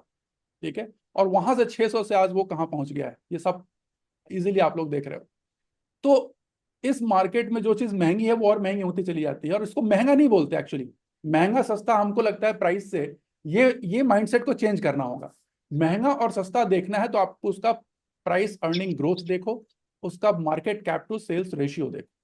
ठीक है। वहां से आपको समझ में आएगा, उसके इंडस्ट्री पीयर्स को कंपेयर करो, वहां से आपको समझ में आएगा कि ये वैल्यू बाइंग है कि नहीं। ठीक है। मेरे ख्याल से विशाल जी, मेरे क्लियर है चीजें, क्लेरिफाई एक्सीलेंट होगी। Excellent Anil ji, thank you so much. हाँ। तो अब ये कुछ एग्जांपल्स हैं जो हमने सबने देखे हुए इनको, और ये चार्ट पैटर्न पे कैसे बिहेव कर रहे हैं, इसलिए मैं ये चार्ट शेयर कर रहा हूँ। ये देखिए, पिछले 694 डेज में, मतलब कितना हो गया, लगभग 2 साल मान के चलो, 2 साल के अंदर में 550% का इसने ग्रोथ दिया। तो अब इससे बढ़िया मल्टीबैगर क्या होगा। ठीक है। इससे बड़ा सुपर स्टॉक क्या होगा जो 2 साल में 550%, मतलब साल का 250% के इससे भी ज्यादा का मूव दे रहा है। और यहाँ सेम वही देखिए, प्राइस एक्शन का कैरेक्टरिस्टिक्स बताने के लिए मैंने किया कि देखो आप, ये 200 की मूविंग एवरेज है और ये 50 डे की मूविंग एवरेज है। और इसके ऊपर जब ये निकलना शुरू करता है तो यहाँ पर आप देखो, नए नए हाइज बनाते हुए हायर लो के पैटर्न में जाकर के वो यहाँ तक इसने 550, तो ये बहुत अच्छा अमाउंट होता है। और यहाँ से जब ब्रीच कर रहा है तो आप उसमें, जब भी 200 का यहाँ से ब्रीच कर, अभी भी इसको कंटिन्यू किया जा सकता है अगर ये दोबारा ऊपर जाता है तो ये एक तरीका है जिसको कि आप देख के समझ सकते हैं। दूसरा BSE को आप लोग देखिए, सेम 607% का रिटर्न है, वो भी 2 साल के अंदर ही। ठीक है। 1.5 साल ही कहेंगे। 540 से बढ़कर के सीधे सीधे पहुंच गया, लगभग 4,200 का हाई बनाया इसने। रुपेश जी, हमारे रुपेश जी साइलेंट बैठे हुए हैं। हाँ? तो ये BSE ने भी सेम, तो आप देखो ये जितने होंगे ना, ये एक पर्टिकुलर बिहेव करेंगे चार्ट पैटर्न के ऊपर में। CDSL का देखिए, लगभग 4 सालों के अंदर में लगभग 1,000% का रिटर्न, अब 10 गुना लगभग हो गया ये। इसी तरीके से BLS इंटरनेशनल जो है, वो करीब देखो 1,500 का, ये भी लगभग 4 साल के अंदर में 1,500% का रिटर्न दे रहा है। ये 15 गुना हो गया BLS। तो BLS के बारे में आप जानते होंगे कि ये इसकी मोनोपोली बिजनेस है, मेरे ख्याल से आप लोगों को पता भी होगा, और बहुत बढ़िया मल्टीबैगर रहा जिसने बहुत अच्छी वेल्थ क्रिएट की। ये एक ऐसा शेयर है जिसकी मोनोपोली है वीजा प्रोसेसिंग के ऊपर में, तो ये एक मतलब जिसको कहेंगे बड़ा आसान सा मल्टीबैगर था इस टाइम पे इसको इन्वेस्ट करना। सीजी पावर, आप जानते हैं जिस तरीके से पावर सेक्टर में रिफॉर्म आ रहा है, तो उसके लिए देखो 3,600 पर मतलब 3-4 साल के अंदर में इसने 3,600%, 400% का रिटर्न जनरेट किया है। ठीक है, तो इसके प्राइस एक्शन आप देखो एकदम सिमिलर प्राइस एक्शन है सबका। ठीक है, चेन्नई पेट्रोलियम, ये अलग सेक्टर की कंपनी है। ये मैं अलग अलग सेक्टर्स के मैंने जानबूझ के चूज किए, तो आपको आइडिया लग जाएगा कि जरूरी नहीं किसी एक सेक्टर में ही आपको मल्टीबैगर मिलेगा। आप देखो आपने इसने लगभग 3 साल में 800% का रिटर्न दिया। ठीक है, तो बहुत ह्यूज है, मतलब 1 साल में आप देखो मतलब मोर देन 200% का रिटर्न दे रहा है, तो इससे ज्यादा क्या और वो होगा। HAL का तो पूछना ही नहीं है, 1100% का रिटर्न दिया इसने 4 साल में, ये भी विजिबल है, same pattern. HBL power system, जब से रेलवे का थीम चला तब से आप देखो इसमें इसने कितना बढ़िया परफॉर्म किया, लगभग 460% का। ये भी 2 साल के अंदर में, 1.5 साल ही कहेंगे, 480 दिनों के बीच का इसने 460% का, मतलब लगभग हर दिन 1% के हिसाब से इसने ग्रो किया है। मझगांव डॉक का देखिए आप, ये भी एकदम लेटेस्ट लिस्टेड कंपनी थी जिसके बारे में हमने बात की थी, और ये कितना बढ़िया एकदम वेव पैटर्न में ये बढ़ रहा है, और उसके बाद कंसोलिडेट कर रहा है, फिर ब्रेक कर रहा है, फिर कंसोलिडेट कर रहा है, फिर अपने बेसिक पैटर्न को ब्रेक कर रहा है, और फिर नया हाई बना रहा है। इस पैटर्न से करते हुए इसने कितना 1500% का, लगभग 3 साल के अंदर में ही कहेंगे, लगभग 3 साल में इसने 1500% की रिटर्न जनरेट की। कार्बन ब्लैक की लीडिंग कंपनी है PCBL। ठीक है, पहले कार्बन ब्लैक लिमिटेड नाम था इसका, तो PCBL अब ये जो है स्पेशलिटी केमिकल बनाती है, और इसने 300% का रिटर्न लगभग 500 दिनों में दिया है। तो लगभग आप मान के चलिए कि 2 साल के अंदर में 300%, 360% का रिटर्न, और बहुत बढ़िया ये भी पोटेंशियल है इसके पास भी। RVNL जो सबका फेवरेट, बहुत ही पॉपुलर स्टॉक। ठीक है, जब 40 रुपए पर था तो कोई पूछता नहीं था इसको। ठीक है, और उस समय भी इसकी ROE, इसका पी उस समय बहुत कम था, 7-8 का पी था, अगर विशाल को ध्यान होगा तो इसका 7-8 का पी था, और इसकी ROE इसके पी से बहुत ज्यादा थी। तो ये मैं आपको एक और टेक्निकल पॉइंट में बता रहा हूँ कि इसको भी ध्यान रखें कि किस कंपनी का रिटर्न ऑन इक्विटी उसके पी से ज्यादा चल रहा है, वहां से भी आपको एक बहुत अच्छा इंडिकेशन मिल जाएगा कि कौन से शेयर में कितनी वैल्यू अभी और हो सकती है, ग्रोथ के पोटेंशियल है। ठीक है, ये वो सारे क्राइटेरिया हैं जो मैं पर्सनली यूज करता हूँ, और इनसे बड़े अच्छे स्टॉक मिलते भी हैं, अच्छा वेल्थ क्रिएशन भी मिलता है। तो मैंने RVNL का उस ये वाला स्टॉक कोविड में मतलब सिर्फ डिविडेंड यील्ड देख करके 11 रुपए में लिया था। अच्छा, RVNL वाला और स्टॉक आप समझ लीजिए कि कितना पोटेंशियल हो गया इसमें अभी। और मैंने विशाल इसको लिया था 40-45 रुपए के आसपास, क्योंकि इसका जो है वो ही मैंने कहा ना, ROE टू पी रेशियो हाँ, मैंने देखा था, तो इसका जो है ग्रेट। पी जो है वो ROE से बहुत कम था। ठीक है, तो मैंने कहा यार ये इससे अच्छा तो कुछ होगा नहीं, और मतलब इसमें इसका कोई कॉम्पिटिटर तो है नहीं, इस बिजनेस में तो किसी कॉम्पिटिशन तो है ही नहीं। तो जैसे ही इसने चार्ट पे परफॉर्म करना शुरू किया, तो आप समझ सकते हो कि इस पे बाय करना कितना आसान है। इस चार्ट को देख के सब कुछ कह सकते हैं बड़ा आसान तरीका है बाय करने का। ठीक है, और मैं फिर बताता हूँ, ट्रेडिंग और इन्वेस्टिंग इज सिंपल लेकिन ईजी नहीं। ये विशाल आपको बता पाएंगे कि इट्स सिंपल हमेशा कहते हैं, बट ईजी नहीं है, क्योंकि हम बहुत ज्यादा, एक तो एनालिसिस पैरालिसिस में नहीं जाना है, हमेशा कॉमन सेंस को यूज करना है, और कुछ जो बेसिक जो स्ट्रेटजीज हैं उनको अडॉप्ट करना है, और अपनी मेहनत खुद करनी होगी। मेरे ख्याल से बार बार विशाल और तुलसी और ये कहते रहते हैं कि भाई DD, do your own diligence.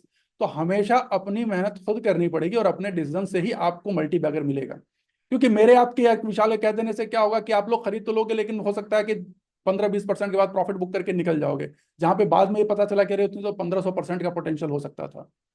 ठीक है, तो ये चीज जब आप खुद करोगे तो आपको विश्वास रहेगा। जोमैटो की बात की बिना तो भाई मजा नहीं आता ना। तो जोमैटो क्योंकि एक टाइम में मतलब बहुत गिरी, और काफी इसका मीम्स भी बने, मीम कंपनी रह चुकी है ये, मजाक भी काफी हुआ, 40 तक गई, यहाँ तक कि अश्वत्थ दामोदर जी ने इसकी वैल्यूएशन की, और फिर वहां से जब रिवर्सल शुरू हुआ, तो यही वो पीरियड, अगर आप लोग जाके देखेंगे ना यहाँ पे चार्ट पे, ये वो जोन है जहां पर ब्लिंकिट ने काम करना शुरू किया। ब्लिंकिट के रिटर्न मतलब ब्लिंकिट का मार्केट तेजी से ग्रो करना शुरू हुआ, और वहां से शेयर में रिवर्सल आना शुरू हुआ, और अब ये जो है 40-50 रुपए से रिवर्स होकर के लगभग 300 रुपए के 298 का इसने हाई बनाया है। तो लगभग 1.5 साल में इसने भी 350% का रिटर्न ये दे चुकी है। तो इस तरीके के मल्टी बैगर रिटर्न आप ले, लेकिन आप इसमें एक चीज ध्यान दीजिएगा कि मल्टी बैगर रिटर्न, अब इस चार्ट को भी देख के समझ जाएंगे कि मल्टी बैगर रिटर्न लेने के लिए आपको सुपर मतलब कहते हैं ना एब नॉर्मल रिटर्न के लिए एब नॉर्मल एफर्ट चाहिए। तो ये नहीं कि आप रोज रोज अगर प्राइस देखोगे ना कि बस मुझे कल 5% मिल गया मैं बुक करके निकल जाऊं, आप देखो इसमें बीच में कितनी जगह ऐसी हैं जहां पे आप बुक करके निकल सकते थे। आपको लगा ये तो बहुत बढ़ गया, यही प्रॉफिट बुक करके निकल लें, और आपने सोचा कि आपने बहुत बड़ी बुद्धिमानी कर ली, और बाद में जो उसमें टिके रहे वो यहां तक राइड किए। ठीक। तो सही अगर शेयर आपको मिल जाए ना तो उस पर प्रॉफिट, हमें क्या होता है एक रिटेलर के अंदर की एक टेंडेंसी होती है कि अगर शेयर लॉस में चला गया ना तो वो साल भर बैठ जाएगा, 2 साल बैठ जाएगा कि जब वो मेरे प्राइस पे आएगा तब बेचूंगा। लेकिन शेयर अगर प्रॉफिट में आ गया ना तो फिर वो उसके अंदर वो डे ट्रेडर वाली टेंडेंसी आ जाती है कि जैसे ही थोड़ा सा प्रॉफिट आया, 5-10%, 15% का प्रॉफिट दिखा, तो उसको दिक्कत होने लगती है कि वो 15% से जहां 12% हुआ वो बेच के निकल जाएगा। हाँ, इस टेंडेंसी को अनिल जी। कंट्रोल करना होगा। हाँ हाँ। हाँ, जस्ट सेक, सॉरी।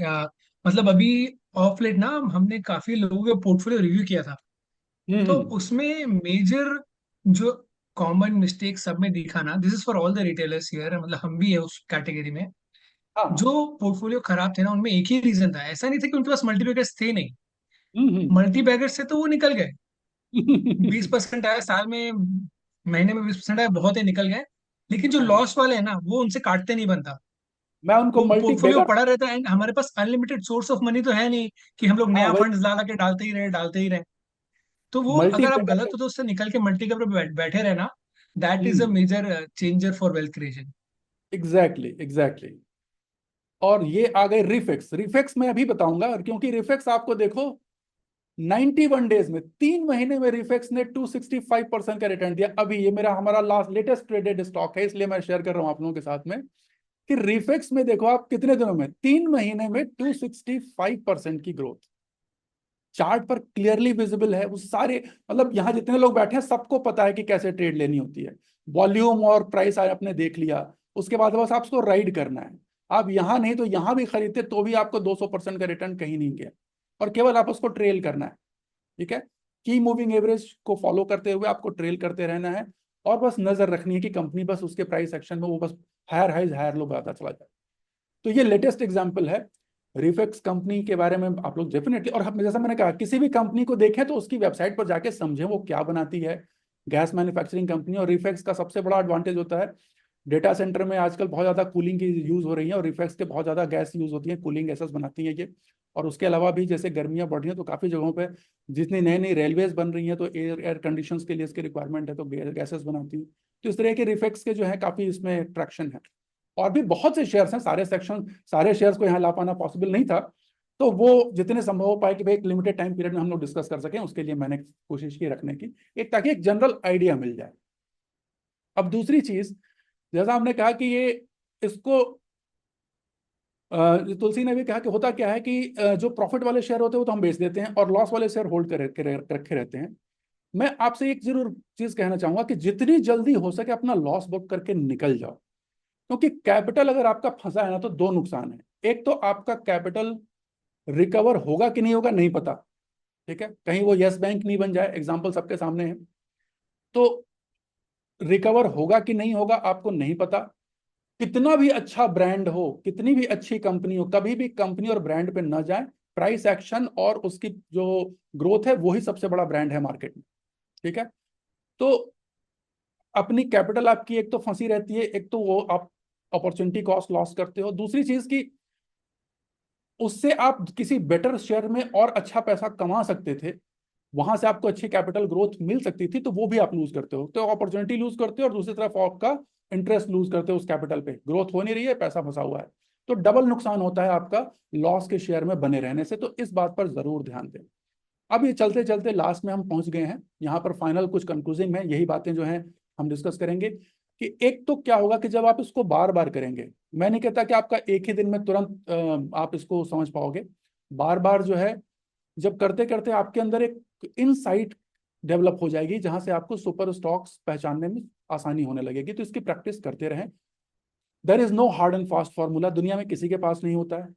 ठीक है, ऐसा कोई स्कैनर नहीं है कि एक स्कैनर लगा दिया और आपके सामने तुरंत सामने आ गया कि वो चार्टिंग ने आपको बता दिया कि ये मल्टी बैगर है। ऐसा नहीं होता है, आपको अपनी खुद की मेहनत करनी पड़ेगी, खुद की एनालिसिस करनी पड़ेगी, तब जाकर के जो है आप उसको डिसाइड कर पाएंगे कि ये मल्टी बैगर है, और इसी हिसाब से फिर आप कैपिटल एलोकेट कर पाएंगे। ठीक है। अब आइडेंटिफाइंग सुपर स्टॉक जो है वो एक आर्ट है।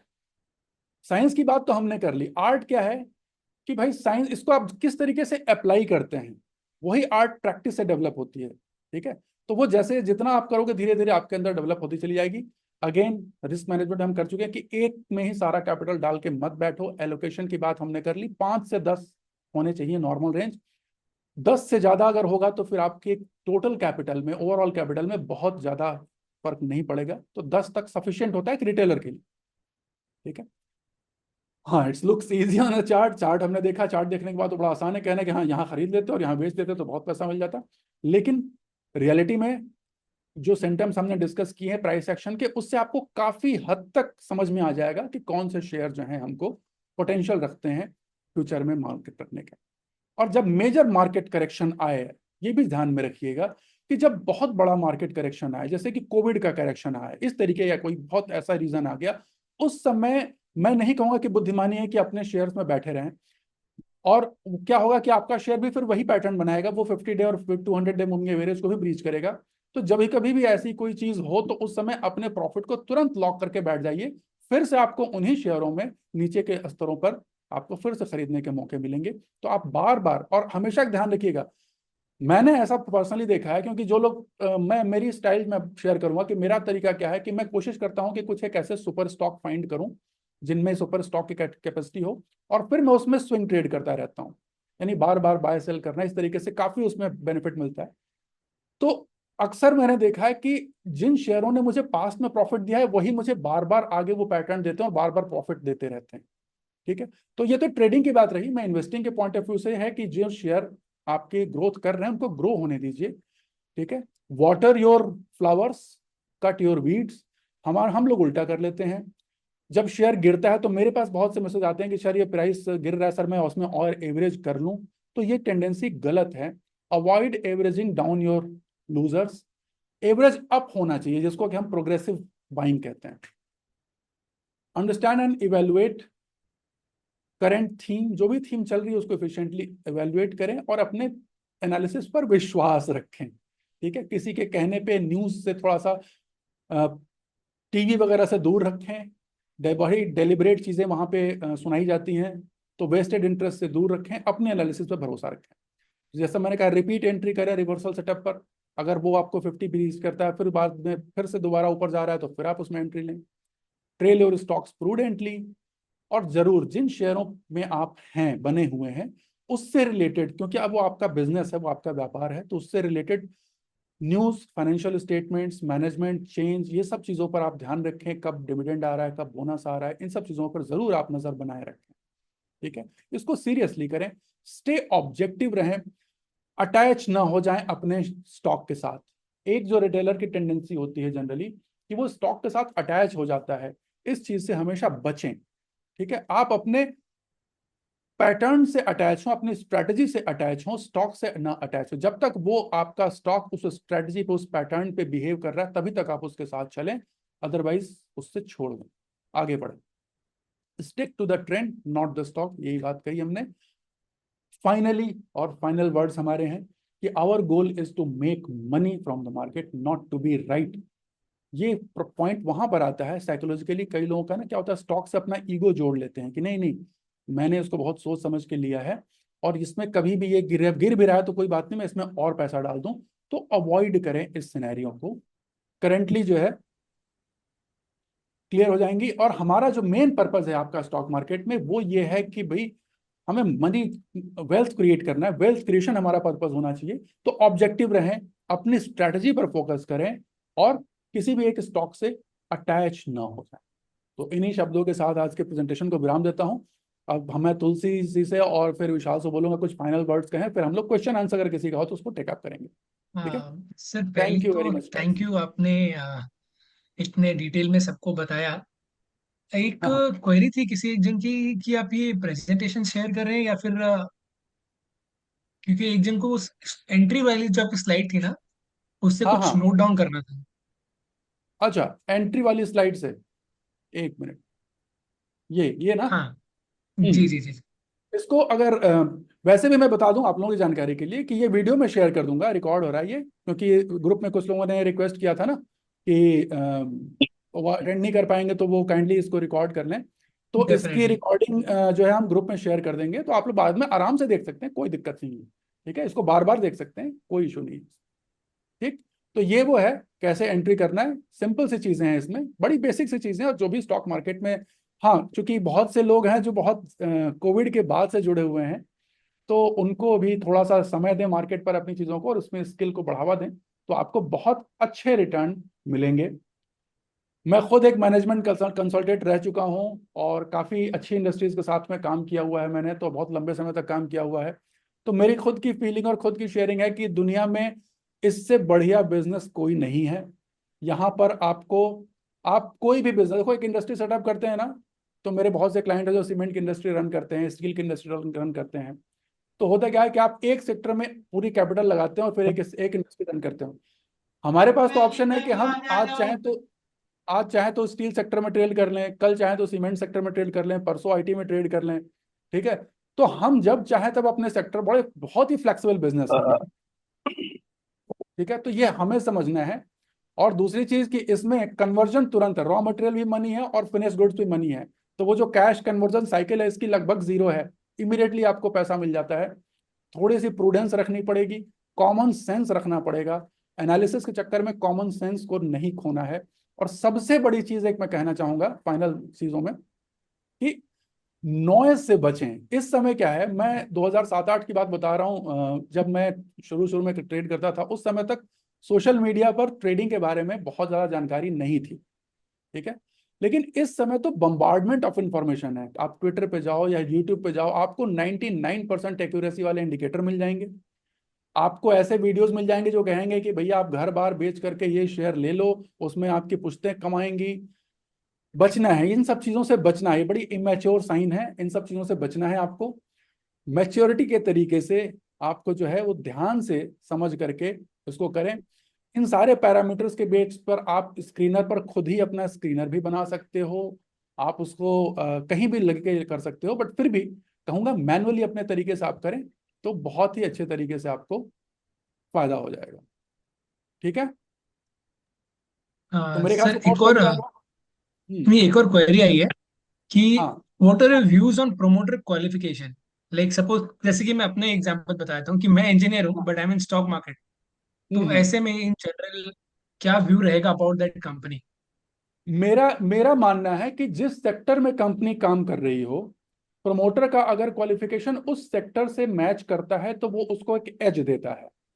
ठीक है, जैसे अगर आईटी की कंपनी है और प्रमोटर का बैकग्राउंड है कि वो सॉफ्टवेयर इंजीनियर खुद है, तो डेफिनेटली वो उसके बारे में बेटर उसको ग्रो करने में कर पाएगा, या उस बिजनेस के बारे में उसकी समझ अच्छी होगी। ठीक है, अब अगर एकदम एक अलग क्षेत्र का व्यक्ति जिसको कि कोडिंग की जानकारी नहीं है, अगर वो सॉफ्टवेयर कंपनी फॉर्म करता है, तो प्रमोटर जो है उसके ऊपर कंट्रोल नहीं कर पाएगा, वो डिपेंडेंट रहेगा अपने एम्प्लॉयज के ऊपर में या उनकी पार्टनर्स के ऊपर में जिनको ये स्किल आती है। तो मैं हमेशा प्रेफर करता हूं कि प्रमोटर के अंदर वो खुद की सेंस होनी चाहिए, वो खुद की नॉलेज होनी चाहिए। ठीक है, और अभी इसमें भी मैं ना, बता दूं, फिर भी एक बात मैं बता दूं कि experience matters more than qualification. Degree matter नहीं करती, मैं बता दूं, डिग्री मैटर नहीं करती। ठीक है, एक्सपीरियंस और स्किल मैटर करता है। बिजनेस के बारे में समझ, बिजनेस की समझ कितनी अच्छी है वो हमेशा नंबर वन है, डिग्री सेकेंडरी है, degree is not that important. Sir इसके लिए एक लाइन बहुत अच्छा मेरे जो मेंटर थे उन्होंने वो यूज करते थे कि हम्म। आदमी की डिग्री नहीं उसकी पेडिग्री देखो, कि वो एग्जैक्टली। उसकी क्या पेडिग्री है, वो कैसे चीजों को संभालता है। प्लस एकदम एक चीज और मैं ऐड करूंगा, प्रमोटर के संग संग उस कंपनी का जो भी सीएफओ है, जो उसका हाँ, फाइनेंस मैनेज करता है, उसके बारे में भी जरूर पढ़े, क्योंकि जरूर। दैट पर्सन उसका क्वालिफिकेशन फाइनेंस को लेकर के क्या है, वो कोई हाँ, मतलब बिना कोई क्वालिफिकेशन के कोई फैमिली मेंबर को उन्होंने सीएफओ नहीं बना रखा है। वो सब ये चीज जरूर चेक करें, वो ज्यादा हेल्प करता है एक स्टॉक पे व्यू लेने के लिए।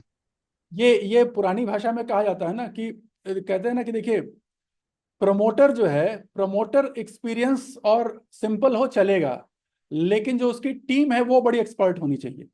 ये ध्यान रखिए, उसकी टीम सब हाईली क्वालिफाइड और हाईली एक्सपर्ट होनी चाहिए। तो टीम, इसीलिए हम कहते हैं ना कि जब वेबसाइट में आप जाओगे उनकी मैनेजमेंट टीम देखोगे तो आपको पता चलेगा प्रमोटर के पास विजन होता है, लेकिन उसको एग्जीक्यूट करने के लिए उसको एक्सपर्ट्स की टीम चाहिए, जिनके पास क्वालिफिकेशन भी होनी चाहिए, स्किल भी होनी चाहिए, और स्मार्ट ब्रेन भी होना चाहिए। तो ये सब आपको पूरा देखने को मिल जाएगा जब आप वेबसाइट पर देखोगे। और जिस ग्रुप को आप जानते हो ना, जैसे बहुत से इंडस्ट्री ग्रुप हैं, चूंकि मैंने कहा कि मैं 17-18 साल, मेरा 2004 में मैं सीए बना था, तो 17-18 साल का मेरे पास मैनेजमेंट कंसल्टिंग का एक्सपीरियंस, और मैं बहुत से बिजनेस ग्रुप के साथ बड़ा क्लोजली जुड़ा हुआ हूँ, हम लोगों का पर्सनल लेवल पर भी इंटरेक्शन है। तो मैं इन सारे प्रमोटर्स को पर्सनली जानता हूँ। तो ये इन लोगों के पास वो विजन रहता है, वो टेंडेंसी रहती है, और इनके पास एक क्षमता होती है कि वो सही आदमी को पहचान लेते हैं। तो वो जब टीम में किसी को रखते हैं ना, तो वो बड़े सही आदमी को पकड़ के रखते हैं, किसको क्या काम देना, मार्केटिंग किसको देनी है, फाइनेंस किसको देना है, ये जो है सारा का सारा जो है ना, वो उनको पता रहता है किसको कैसे मैनेज करना। ठीक है, नेक्स्ट कोई क्वेश्चन? सर सर मैं आपने ना जो सॉरी सर आपने जो 50 डीएमए और 200 डीएमए बताया, ये हम्म, वीकली बेसिस पे देखना है या डेली बेसिस पे डेली ये डेली चीज़? ये एकदम सिंपल डेली चार्ट है, सिंपल डेली चार्ट है ये। Okay sir. ठीक है। सर आपने बोला था 5 to 10 स्टॉक्स रखना है, हम्म। ये इन रेस्पेक्ट टू ट्रेडिंग बोल रहे हैं क्या, और इन रेस्पेक्ट टू इन्वेस्टमेंट के लिए बोल रहे हैं सर? इन्वेस्टमेंट के लिए बोल रहा हूँ, इन्वेस्टमेंट के लिए बोल रहा हूँ मैं। इन्वेस्टमेंट में देखिए 10 से ज्यादा होने पर क्या होता है ना, कि अगर कोई आपका, देखिए 10%, 10 का मतलब क्या हो गया कि आपका एक शेयर में 10% एलोकेशन है। ठीक है, अगर आपने मान लीजिए बहुत ज्यादा शेयर कर लिए, तो 20 शेयर कर लेंगे तो वो आप एलोकेशन 5% हो जाएगा। अगर 5% कैपिटल के साथ वो शेयर अगर 5 गुना, 4 गुना, 3 गुना हो भी जाता है ना, तो आपके टोटल कैपिटल पर बहुत बड़ा इंपैक्ट नहीं पड़ेगा। लेकिन 10% एक ऐसा है कि अगर 10% वाला शेयर आपका थोड़ा बढ़ गया, 2 गुना, 4 गुना, 5 गुना हुआ, तो आपको टोटल वेल्थ पर एक इम्पैक्ट दिखेगा। ठीक है, क्योंकि आप ये मान के चलिए कि आप 10 के 10 तो मल्टीबैगर चूज नहीं कर पाओगे। ठीक है ना। तो दुनिया में जितने भी लोगों ने अच्छा वेल्थ क्रिएशन किया है, मैं इंडिविजुअल ट्रेडर या इंडिविजुअल इन्वेस्टर की बात कर रहा हूं, म्यूचुअल फंड्स की बात नहीं कर रहा, वो सब के सब उन्होंने कॉन्सेंट्रेटेड पोर्टफोलियो, एक वर्ड होता है कि मेहनत करिए पोर्टफोलियो बनाने से पहले। देखिए सारी मेहनत आपको करनी है शेयर बाय करने से पहले। ठीक है ना। शेयर खरीदना तो कोई मेहनत का काम ही नहीं है ना, एक बटन दबाना है, क्लिक करना है, आपका शेयर बाय हो गया। जो मेहनत है वो इस पूरी एनालिसिस में है। आज जो मैंने आपके साथ शेयर किया, ये वो तरीका है जो पर्सनली मैं यूज करता हूं। ये मैंने पूरा पूरा अपना एक्सपीरियंस शेयर कर लिया है आप लोगों के साथ में, कि इस पैटर्न से आप उसको ढूंढिए, और आप ऑनेस्टली आप लोग उसको एवेलुएट करेंगे तो आप भी पाएंगे कि हाँ इस तरीके से मिल जाएगा आपको। ठीक है, तो वो जब आप करोगे ना, तो आपको मिलेगा, ऑनेस्टली आपको मिलेगा। और फिर उस पर कैपिटल एलोकेशन, जो कहते हैं मनी मैनेजमेंट का पार्ट है ये, कि अच्छे शेयरों में तो आप कम कैपिटल लगा लेते हो, और बेकार शेयरों में एवरेज डाउन करते चले जाओगे, तो उससे आपको हुआ क्या, फर्क तो नहीं पड़ेगा ना। तो इसलिए 10 मैं मानता हूं कि मैक्सिमम लिमिट है। हाँ, 5 से कम नहीं होने चाहिए, कि 20% से ज्यादा एक शेयर में नहीं लगाना चाहिए। ठीक है, नेक्स्ट। ठीक है सर, थैंक्स।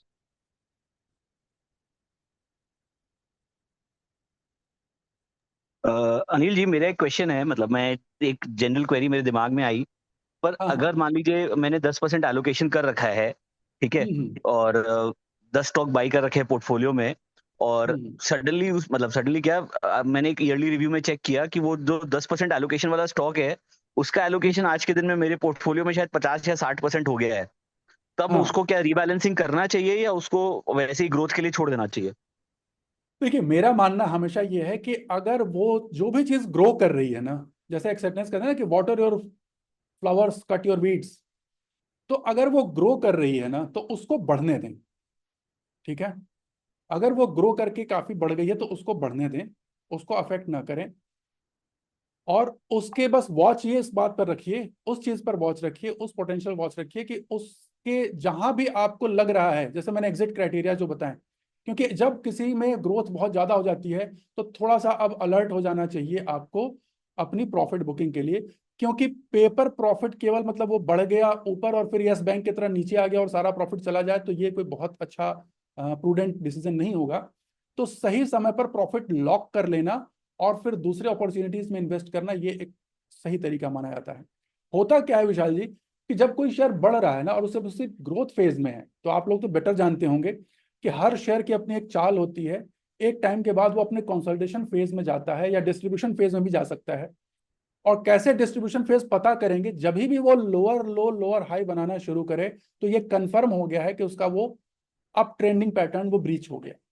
तो उस समय जो है वो दिमानी होती है कि अपने जो प्रॉफिटेबिलिटी है उसको लॉक करना शुरू करते हैं। और जैसे ही मेजर एरिया ब्रीच करे तो फिर वहां पर आप उसको पूरा पूरा भी बुक कर सकते हैं। सर कुछ वर्किंग प्रोफेशनल्स है इसमें, एंड हम्म। ये तो डेली चार्ट तो देख नहीं पाएंगे। Whatever you said, I agree, chart के हिसाब से आप इन्वेस्टमेंट करेंगे। बट उन हम्म। लोगों के लिए आपका क्या एडवाइस रहेगा सर? तो डेली दे गो टू नहीं ऑफिस नहीं, एंड मैं दे नॉट गो मैं टू। बहुत बहुत सिंपल तरीका है। डेली चार्ट आपको देखना ही नहीं है ना। आपको एवरीडे थोड़े वॉच, आपको ट्रेडर नहीं बनना है। आपको एंट्री लेते समय डेली चार्ट देखना है। ठीक है? जैसा हमने चार्ट पर बताया कि कैपका पे एंट्री करनी है, लो रिस्क पर एंट्री करनी है, पुल बैक पे एंट्री करनी है, ये सारे जो क्राइटेरियाज आप यहाँ देख रहे हैं, तो फ्लैग पेनेंट पे ब्रेकिंग, तो ये आपने एक बार एंट्री ले ली। एंट्री लेने के बाद जब एक बार आपके फेवर में जाने लग रहा है तो बड़ा सिंपल तरीका है कि आप 50 डे मूविंग एवरेज को ट्रेल कर लो ना, बात खत्म हो गई। आपको आपको तो डेली देखने की जरूरत ही नहीं है। जब एक बार प्रॉफिट आपको मिल गया ना तो आपको 50 डे मूविंग एवरेज से ट्रेल करते चले जाइए बस। ठीक है? एंड आप ये कर सकते हो कि सपोज अगर आपका पोर्टफोलियो स्मॉलर, ठीक है, तो hmm. You just put alert in trading view और एनी अदर प्लेटफॉर्म जो आपको बता देगा कि आपका ये प्राइस ब्रीच हो गया है। अरे सो यू डोंट आजकल have to to go and see daily. Tulsi ji, आजकल तो बड़ा आसान हो गया है ना। आप तो जीटीटी लगा के छोड़ दो। हफ्ते में या दिन में एक बार आप जीटीडी जो में है सर, एवरेज। जीटीडी में वो इशू आ जाएगा ना सर कि 50 डे पे आप जीटीडी नहीं लगा पाओगे, नहीं क्योंकि नहीं, दैट 50 डे। दैट नहीं विल नहीं कीप ऑन चेंजिंग। नहीं नहीं, 50 डे पे जीटीटी कैसे लगाते हैं मैं बता दूं। 50 डे पे देखिए, 50 डे मूविंग एवरेज जो है वो सडनली 2 दिन में तो चेंज होता नहीं है। ठीक है ना? जी। तो उसमें उसमें तरीका है कि भाई आप इतना तो कर सकते हैं, ज्यादा टाइम नहीं लगेगा। जैसे मैं कई लोगों को जानता हूँ, जैसे मैंने कई लोगों को एडवाइस दी है, तो कई लोग करते भी हैं कि ज्यादा नहीं तो डेली जब मार्केट में एक बड़ा अच्छा मूव आता है, इतना तो आप मोबाइल में भी देख सकते हो कि मेरे पोर्टफोलियो में इस शेयर में एक अच्छा मूव आ गया। ठीक है? अप या डाउन किसी भी तरीके से, उस समय आप जाकर के 50 डे की वैल्यू जो भी आपकी दिखा रहा है चार्ट पे, उसी प्राइस पर आप जीटीटी को रिवाइज कर दो और छोड़ दो। फिर 2 दिन बाद आप देख लो, वो सडनली ब्रीच नहीं होगा। तो आप कम से कम एक सेफ जोन में रहेंगे। मेरे ख्याल से बड़ा सिंपल तरीका बता रहा हूं मैं।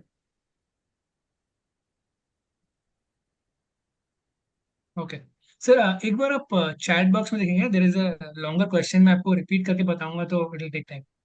ओके, चैट बॉक्स में, हाँ। Last last last and second last. Okay, last and second last, okay okay okay okay. Chetan का क्वेश्चन है ना? नहीं सर, अथर। अथर। चेतन अच्छा। जी का भी है, चेतन जी तो आपसे दिवाली पिक्स बोल रहे हैं दिवाली मेरे पिक को। मांग रहा है। दिवाली दिवाली पिक मांग रहे हैं। Sir, you talk about finding good company and riding it for long and multiple trades within the same super company. Can we do similar with the sector? एकदम किया जा सकता है। देखिए, इस ग्रुप में इस समय मीटिंग में मेरे साथ बहुत से लोग हैं जो मुझे पर्सनली जानते हैं, काफी क्लोज रहते हैं ट्रेड करते समय। वो आपको वो लोग बता कंफर्म भी कर देंगे कि ये मैं इसी तरीके से करता हूँ कि ऐसे सुपर स्टॉक को फाइंड करता हूँ और उसमें मैं मल्टीपल ट्रेड लेता रहता हूँ, उसी में स्विंग ट्रेड करता रहता हूँ। तो उससे क्या होता है कि ओवरऑल रिटर्न बढ़ जाता है। प्लस उस सेक्टर में और उस शेयर में टेलविंड है, तो मुझे कॉन्फिडेंस भी रहता है कैपिटल एलोकेशन में। For example, EMS sector, there are 5 companies and any given moment only 2 companies post result and post average results. So do you think that shifting our companies within the sector is good thing on the basis of quarterly is the result? हाँ जरूर। देखिए, अगर एक company में, जैसे आपने किसी company में रखा और उसी सेम सेक्टर में कोई दूसरी कंपनी है जिसका कि रिजल्ट जो है वो अच्छे आ रहे हैं, उसके रिजल्ट में ग्रोथ बेटर दिख रही है, तो डेफिनेटली आप उसको शिफ्ट कर सकते हैं, मूव कर सकते हैं। जैसा हमने कहा, हमें किसी एक स्टॉक से अटैच नहीं होना है। ठीक है? जैसे हम सी सर्फिंग करते हैं ना, तो वहां पे देखो, जब तक वेव रहती है तब तक ही आप सर्फिंग कर सकते हो। ठीक है? जैसे ही वेव गई आप सर्फ नहीं कर पाओगे। तो वैसे ही एक इन्वेस्टर या ट्रेडर को, देखिए, एक इन्वेस्टर भी लॉन्ग टर्म ट्रेडर होता है, फर्क केवल ड्यूरेशन का, वो भी एक ट्रेडर ही है। बाय एंड होल्ड खाली नहीं, खाली अपने खरीद लिया और जिंदगी में कभी बेचेंगे नहीं, ये कोई बड़ी प्रूडेंट स्ट्रेटेजी नहीं होती है। जब आपको 400-500% का रिटर्न मिल जाए और वहां पर कोई मेजर ट्रेंड ब्रीच हो, तो बेटर है कि उस कैपिटल को अपने घर में ले आइए और फिर उसको री इन्वेस्ट कीजिए, तभी आप कंपाउंडिंग का बेनिफिट उठा पाएंगे ना उसको। ठीक है, तो तरीका ये है कि अगर आपको दिख रहा है कि हाँ एक कंपनी जिसमें आप बने हुए हैं, हो सकता है उसका रिजल्ट उतना अच्छा नहीं आया, उसी सेक्टर की दूसरी कंपनी है, अच्छे पैरामीटर्स पे उसके पैरामीटर्स इंप्रूव कर रहे हैं, तो आप डेफिनेटली शिफ्ट कर सकते हैं। ठीक है, सर ये जो रिसर्च करनी होती है लाइक स्क्रीनर.com या समथिंग एल्स या कहीं से कर सकते हैं, एंड आपने हाँ पैरामीटर्स काफी बताए, करेक्ट, बट जो मेजर रिटेल जनता है, हाँ हाउ हाँ, डू दे फिगर आउट कि मेरे को ये पैरामीटर्स कौन से स्टॉक में देखने, like is there a way that we can you know make the world the stock world a bit smaller to जज? मैं मेरे ख्याल से ये स्क्रीनर बंद, ये बंद कर दिया मैंने। सिंपल सा मैं अपना ही दिखा देता हूँ कि मैं कैसे करता हूँ। स्क्रीनर आप लोग देख रहे हो, चार्ट शेयर है ना, स्क्रीन देख रहे होगे आप लोग, यस यस। यस। ठीक है ना। एग्जाम्पल दे रहा हूँ मैं, आरबीएनएल को क्लिक करता हूँ तो ये मेरा पैरामीटर स्क्रीनर पे सिंपल एक नज़र में सारा दिख जाता है कि क्या क्या देखना है। मार्केट कैप हो गई, करंट प्राइस हो गई, हाई लो हो गया, फेस वैल्यू हो गई, आरओई यहाँ दिख गया, पी यहाँ दिख गया, आरओआईसी, जितनी इंपॉर्टेंट इन्फॉर्मेशन आपको सारी सारी यहाँ मिल जाती है, और ये फ्रीली अवेलेबल है। स्क्रीनर आपको मालूम है फ्रीली अवेलेबल है, इतने पे ही आपको इतना सफिशियंट है। मार्केट को कैप यहाँ हो गया, पीजी यहाँ हो गया, ठीक है। तो ये आपको जितनी चीजें लगभग सारी मिल जाती हैं स्क्रीनर के ऊपर में, आप ये देख सकते हो। इसके अलावा आप यहाँ पे पी रेशियो का भी चार्ट देख सकते हो, तो उससे आपको आइडिया लग जाएगा कि पी किस समय चल रहा है, कितने साल का पी कब कैसा मूव किया। ठीक है, तो ये सारा वो टूल है जो मैं खुद यूज करता हूँ, तो आपके साथ शेयर कर रहा हूँ। इंडस्ट्री पीयर्स की पी कंपैरिजन कर सकते हो, मार्केट कैप कंपैरिजन कर सकते हो, डेट इक्विटी कंपैरिजन हो सकती है, पीईजी किसका कैसा है एक ही सिमिलर इंडस्ट्री में पेयर ग्रुप में, वो आप कंपेयर कर सकते हो। क्वार्टरली रिजल्ट आप आराम से देख सकते हो कैसे क्या चल रहा है। प्रॉफिट एंड लॉस एनुअल आप देख सकते हो, बैलेंस शीट देख सकते हैं, एंड कैश फ्लो वगैरह भी सब देख सकते हैं। रेशियोज भी कुछ दिख जाएंगे, प्लस प्रमोटर होल्डिंग भी आपको दिख जाएगी, बढ़ रही है घट रही है क्या हो रही है, एफआईडीआई बढ़ रही है घट रही है, तो ये सारी चीजें इजीली दिख जाएंगी। प्लस कोई इंपॉर्टेंट इन्फॉर्मेशन होगी तो वो आपको यहीं से मिल जाएगी। तो ये एक सर सफिशियंट है मेरे ख्याल से एक वेबसाइट आपको फंडामेंटल और के बारे में। बाकी स्क्रीनर बाकी चार्टिंग आप यूज कर सकते हो अगर आपको टेक्निकल पैरामीटर पे सर्च करना है कुछ तो। ठीक है, यहाँ पे स्क्रीन सर होती है जहाँ पे आप स्क्रीन्स बनाकर सर्च कर सकते हैं। ठीक है, sir the question is based on not कि जो स्टॉक हमें पता है हम उसका देख लें, like the universe is very big in stock hmm, market, right? तो हाँ हाँ, उसमें से how do we figure out, like जैसे कि अभी क्वेरी आया ही है, मतलब मैं यही पूछना चाह रहा था कि मुझे लगा था बहुत लोगों का क्वेरी होगा कि हाँ हाँ, अभी जैसे किसी ने, आपने आज रिफेक्स का एग्जांपल दिया, करेक्ट? हाँ हाँ। अभी लोगों ने आज रिफेक्स पहली बार सुना है, कुछ कुछ लोगों ने। अच्छा तो हम्म, मतलब there is, it is a very big universe, obviously everybody doesn't know all the stocks, so hmm. How do we make the universe a bit smaller for us to जज कि इनमें से कुछ करना देखिए है? देखिए, मैं रिफेक्स के एग्जांपल में बताता हूँ कैसे सर्च करना कितना आसान हो जाएगा। ठीक है, रिफेक्स का एग्जांपल बताता हूँ। ठीक है, आरओई और आरओसी कितनी है, 20 के अबव है। मैंने कहा था ना 15 के ऊपर मैं करता हूँ, तो आप अपने अपने स्क्रीनर में डाल लीजिए कि 15 के ऊपर कौन कौन सी कंपनी जिनकी आरओई और आरओसी हैं। ठीक है, प्रमोटर होल्डिंग 50 के ऊपर चल रही है। ठीक है, ठीक है ना। तो ये कुछ के पैरामीटर्स हैं यहाँ पर। डेट इक्विटी जो है वो हमेशा कम देखना पसंद करता हूँ, तो देखिए <1 है। मार्केट कैप टू सेल्स अभी बढ़ गया है, पहले कम था जब ये इसकी प्राइस कम थी, अभी तो काफी 250% का मूव दे चुका है ये। ठीक है, तो ये इसकी मार्केट कैप आप देखिए 6,500 करोड़, अभी 250% मूव देने के बाद। ठीक है, तो आप सोचो कि हमेशा मैं इसीलिए कहता हूं कि छोटे शेयर में आप देखो, ये जिनका मार्केट कैप कम होगा ना उनको ही, फिर आप यहां से आपको आइडिया मिल जाएगा क्या काम करती है ये। कोल ऐश हैंडलिंग में है, पावर ट्रेडिंग में है, रेफ्रिजरेंट गैस में है। ठीक है, तो ये सारा, अब कोल ऐश हैंडलिंग में है तो ये अपना एक इसका काफी बड़ा काम है, एनटीपीसी के साथ में है। अभी आप लोगों को ध्यान होगा तो कुछ दिन पहले न्यूज आई थी गैसिफिकेशन की। ठीक है ना, गवर्नमेंट ने गैसिफिकेशन के लिए एक वो किया था कि अब जो कोल का गैसिफिकेशन होगा, ध्यान आ रहा है किसी को?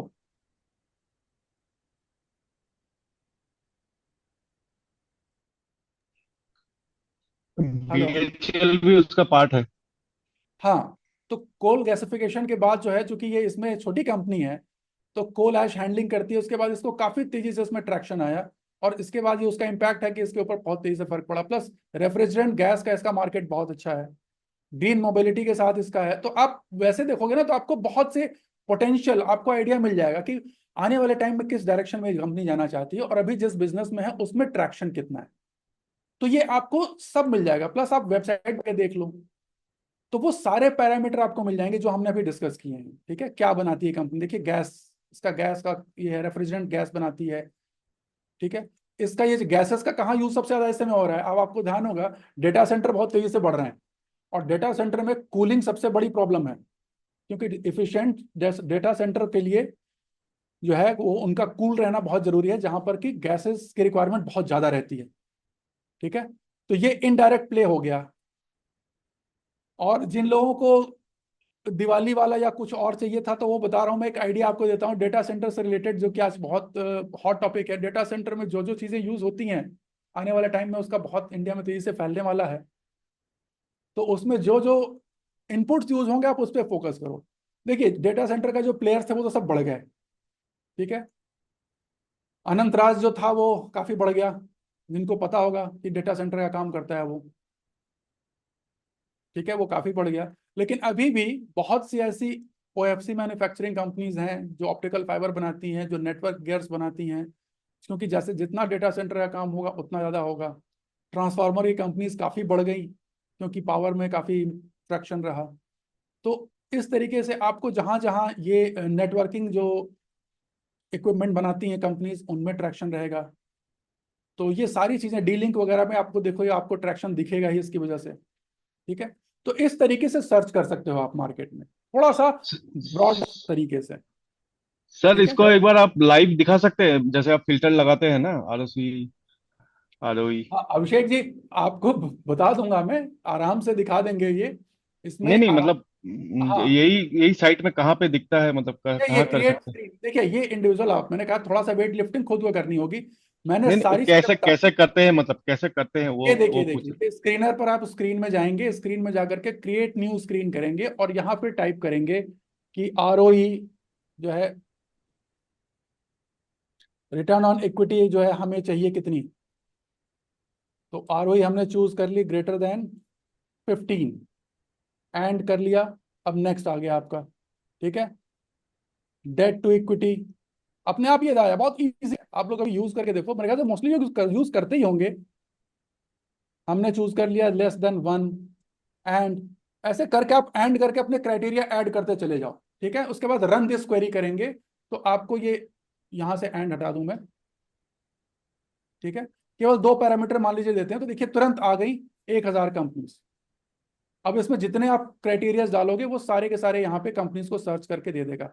पैरामीटर्स ये हैं, इन पैरामीटर्स में आप चेंज कर दोगे, रन दिस क्वेरी करो और भी चीजें पैरामीटर्स डाल करके आपको यहीं से मिल जाएगा। ठीक है, थैंक यू सर। ठीक सिंपल है, तो आप इसको यूज करें, बहुत इफेक्टिव चीज है ये मेरे ख्याल से। I hope I made it clear. Definitely. Thank you, Anil ji, for this great session. Vishal, would you like to add any last points? तो अब नाउ आई स्टॉप शेयरिंग। ठीक है, इतना बढ़िया सेशन होने के बाद कुछ ऐड करने के लिए ज्यादा कुछ बचा नहीं है, बट स्टिल मैं सिर्फ एक ही चीज बोलूंगा कि हाँ देखिए अपना रिसर्च खुद करिए। As a lot of people, मतलब my mentor used to say conviction can never be borrowed. ठीक है, अपना कन्विक्शन खुद बिल्ड करिए, खुद रिसर्च करिए। आपको रिसर्च करने में कुछ हेल्प चाहिए तो हम लोग जरूर हैं, मतलब मैं है, तुलसी है, अनिल जी है। ठीक है, we are always there to help you. ठीक है, to do your own work. आप जितना हम लोग से हेल्प लेंगे हम लोग को उतना ही अच्छा लगेगा। हम लोग का काम सिर्फ आप लोगों को स्टॉक बताना या कोई ट्रेड बताना नहीं है। हम लोग का मेन मोटिव ये ग्रुप बनाने के पीछे या कोई भी एक सेशन लेने के पीछे मेन मोटिव ये रहता है, हम कितने लोगों को एजुकेट कर पाते हैं अपना काम खुद करने के लिए, ताकि वो आगे बढ़े और वो हमारे जैसे, जैसे भी हम एलटीआई ग्रुप चला रहे हैं, वो खुद एक अपना एक अलग एलटीआई ग्रुप बनाए और हमारे जैसे 10 20 50 100 लोगों को एजुकेट करे। वो ज्यादा हमारे लिए लॉन्ग टर्म विजन हमारा वो है। हाँ नहीं एकदम। और देखिए क्या होता है, मैं क्यों शेयर करना चाहिए हमें अपनी नॉलेज। देखिए अगर थोड़ा भी आपके पास कोई नॉलेज है, शेयर करने से फायदा क्या होता है, एक तो एक वर्ड होता है कलेक्टिव विजडम। जब आप किसी चीज को शेयर करते हैं ना, तो आपकी खुद के अंदर कलेक्टिव विजडम बढ़ती है। और दूसरी चीज, जैसे कहते हैं, हमारे यहाँ शास्त्रों में भी कहा गया है ना, कि आप जितना ही ज्ञान को दान करेंगे ना, उतना ही ज्यादा वो आपकी बढ़ती है। और ज्ञान दान से बड़ा दान कोई होता नहीं है। तो आप कम से कम, जो कई लोगों के दिमाग में होता है, नहीं नहीं मैं चुप चुप करके अंदर अंदर हमने कुछ कर लिया, अरे स्टॉक मार्केट बहुत बड़ा है, आप भी इसमें बिलियनर हो सकते हैं और आपके साथ में और भी कई लोग बिलियनर हो सकते हैं। ये बहुत बड़ा समंदर है। इसमें ऐसा नहीं है कि हम दो चार लोग आपस में छिपा करके कर लें तो उससे कोई बहुत फर्क पड़ जाएगा, कुछ नहीं फर्क पड़ने वाला। ठीक है। तो आप एकदम खुले दिल के साथ अब करें। जैसे कि मैं देखता हूँ इस ग्रुप में विशाल वगैरह हैं, उन्होंने लोग, विशाल हैं, तुलसी हैं, और ये है, तो अपने पूरे के पूरे ये मतलब इतना ये एफर्ट ये लोग डालते हैं, और वो कमेंडेबल है। ठीक है। और उसमें आप लोग भी सीखें और हर मेंबर उसमें कंट्रीब्यूट करे तो बहुत ही बढ़िया लगता है। तो ये मेरी तरफ से अपनी कोशिश थी कि भाई एक छोटा सा प्रयास मैं अपनी तरफ से ग्रुप के मेंबर्स के लिए कर सकूं, और जो हमारे पीयर्स हैं उनके साथ में शेयर कर सकूं अपनी एक जो भी एक लर्निंग, जो कुछ भी सीखा हमने बाजार से थोड़ा बहुत। ठीक है, क्योंकि एवरीडे कुछ ना कुछ सीखना है, और आज भी हम सीखते हैं रोज नई नई चीजें। हाँ प्रतीक, कुछ कहना चाहते हैं? He's posted a query on chat. हाँ हाँ, अभी अभी तो मल्टी बैगर हो गया ना प्रतीक, अब तो बढ़ गया अभी अभी 4। ये वो सिम्टम है कि, देखो एक कहावत है कि दौड़ते हुए घोड़े पे सवारी करना थोड़ा रिस्की होता है। ठीक है ना। जंगल में जब घोड़ा भाग रहा हो ना, तो उसको कम पकड़ना थोड़ा सा रिस्की होता है। बहुत एक्सपर्ट लोग ही पकड़ सकते हैं, लेकिन जब घोड़ा घास चर रहा हो ना, तब पकड़ना चाहिए उसको। बहुत सिंपल भाषा में समझाने की कोशिश कर रहा हूँ। तो ये जो पैरामीटर्स है कि लेस देन 1 होना चाहिए, वो ऐसे शेयर के लिए है कि जो अभी रन नहीं पकड़ा हुआ है उसमें वैसे शेयर मिल जाएंगे। लेकिन जब मूव एक बार शुरू होगा, तब तो market to cap sales ratio भी बदल जाएगा, उसका पी भी बदल जाएगा, उसका पीजी भी चेंज हो जाएगा। अब उसकी पी जो है वो उसके ग्रोथ रेट से ऊपर बढ़ चुकी है। अब उसकी ग्रोथ रेट से ऊपर बढ़ चुकी है, तो डेफिनेटली ये एक सिम्टम होता है कि अब यहां से उतनी स्पीड की उम्मीद हम उस शेयर से नहीं कर सकते हैं जितना उसने पास्ट में शो किया। ठीक है। तो अब ये टाइम होता है कि यहाँ से अब हम, हो सकता है अगर आप उसमें थोड़ा सा एलोकेशन कम कर लें या प्रॉफिट थोड़ा बुक भी कर लें, और उसको किसी दूसरे फिर से अगेन स्मार्ट रनर के ऊपर में एलोकेट करें। और कोई क्वेश्चन फिर किसी का? क्वेश्चन तो नहीं, but I like to just point it out after this session कि आप लोगों ने एक चीज जरूर नोटिस कर रही होगी कि the big money is not in the buying and the selling, it's in the waiting. ये एग्जैक्टली। चार्ली मंगर का बहुत फेमस कोट है। सो आप लोग ये चीज ध्यान रखें कि रोज बाई सेल नहीं करना है। रोज बाई सेल ठीक है, हम ट्रेडर लोग के लिए it's a part of our business कि हमको इसी से हाँ। पैसा बनाना है, देन इसी को इन्वेस्ट करना है ताकि वेल्थ बने। We trade for hmm, those reasons, not to create wealth. We trading to create the cash flow ताकि हम उसको इन्वेस्ट कर पाए। अभी जो लोग correct। रिटेलर है, जिनका जॉब है या और बिजनेसेस है, आपके लिए ट्रेडिंग ज्यादा इंपॉर्टेंट नहीं है, आपके लिए अच्छी स्टॉक्स ढूंढ के इन्वेस्टमेंट करना ज्यादा जरूरी है। अच्छा हम्म, गायत्री में होगा तो अकड़े सर अकड़े इसका हो जाएंगे ना। रिकॉर्डिंग मिल सकता है, रिकॉर्डिंग मिल सकता है। जरूर मिलेगा। रिकॉर्डिंग मैं रिकॉर्डिंग जरूर मिलेगी। कहा तो रिकॉर्डिंग शेयर ठीक, कर दूंगा सबके साथ, थैंक यू सर। रिकॉर्डिंग जो है। चलो बात देखना है एक बार। तो बोला है राजवर्गी के नाम से 2 लंच रखने की, पैक ठीक करके रखा होगा, लेके आ जाओ। कोई तो लंच ऑर्डर कर रहा है। हाँ, अब ये नहीं पता है वो सबके लिए कर रहे हैं या खुद के लिए कर रहे हैं। तो बहुत ही बढ़िया सेशन रहा, और मेरे ख्याल से तुलसी और विशाल आप बताएं। That's all from my side. नहीं, it I was hope all good sir. I hope, और अनिल जी डेफिनेटली देखिए, हम ग्रुप में हैं तो कनेक्टेड रहेंगे। ठीक है। और डेफिनेटली फ्यूचर में भी मैं चाहूंगा कि मैं जितना कंट्रीब्यूशन मैं अपनी तरफ से दे सकता हूं मैं दे सकूं। ठीक है। हाँ, डेफिनेटली। कुछ लिमिटेशंस हैं, मैं अभी फिर भी बता दूं, कुछ लिमिटेशंस हैं, since I am a SEBI registered research analyst, और मैं खुद भी ट्रेडर हूं, तो मैं आपको फिर बता दूं, खुद भी ट्रेड करता हूं। तो मैं, अब आप अगर आप कोई मेंबर हर चीज चाहेंगे कि मैं तुरंत अपने सारी चीजें शेयर कर दूं, तो वो थोड़ा सा पॉसिबल नहीं है, कुछ रेगुलेटरी कंप्लाइंसेस भी होते हैं। ठीक है। तो वो ध्यान रखने की जरूरत होती है हमें भी, कि पब्लिक प्लेस में कुछ भी बोलते समय थोड़ा सा ध्यान रखना होता है। ठीक। तो वो थोड़ी सी आप हमारी भी मजबूरी को समझ लिया कीजिएगा कभी। ठीक है। Great session Anil ji.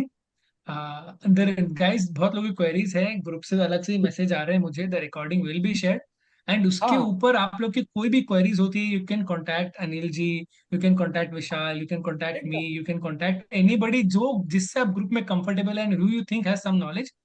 Definitely. और एल्स आप ग्रुप पे हमको टैग करके पूछ लो, कोई प्रॉब्लम नहीं है। हाँ एकदम कोई दिक्कत नहीं। देखिए जितना, देखिए हर एक जैसा तुलसी भी कहेंगे या विशाल भी बताएंगे, ट्रेडिंग टाइम में क्या होता है कि अगर आपने कोई चीज पोस्ट की तो हो सकता है तुरंत उसकी रिप्लाई ना दे पाए, क्योंकि ऑलरेडी हमारी भी बहुत सी पोजीशन लगी रहती है और हम लोग ट्रेड करते हैं, फुल टाइम ट्रेडर्स हैं, तो हम लोग हर तरीके से ट्रेड करते हैं, ठीक है। या हो सकता है किसी और चीज में बिजी हो, पर डेफिनेटली जैसे ही टाइम मिलता है उस पर ये रिप्लाई आपको जरूर मिलेगा, चाहे वो तुलसी जी के दे देंगे या विशाल दे देंगे या फिर मेरी तरफ से आ जाएगा या किसी और की तरफ से आ जाएगा। तो कोई ना कोई ग्रुप में आपको विशाल ये मिल जाता है। इवन और भी जो ग्रुप में इसमें और भी ग्रुप से मेरे भी और भी किसी ग्रुप से मैक्सवेल ग्रुप से भी लोग जुड़े हुए हैं, तो उनको भी पता है कि हम उसको तुरंत फीडबैक दे देते हैं। Okay then have a good day guys. और कोई क्वेरीज हो तो आराम से पूछ लीजिए। एकदम एकदम। और thank you hope, Anil ji, thank you for a great session.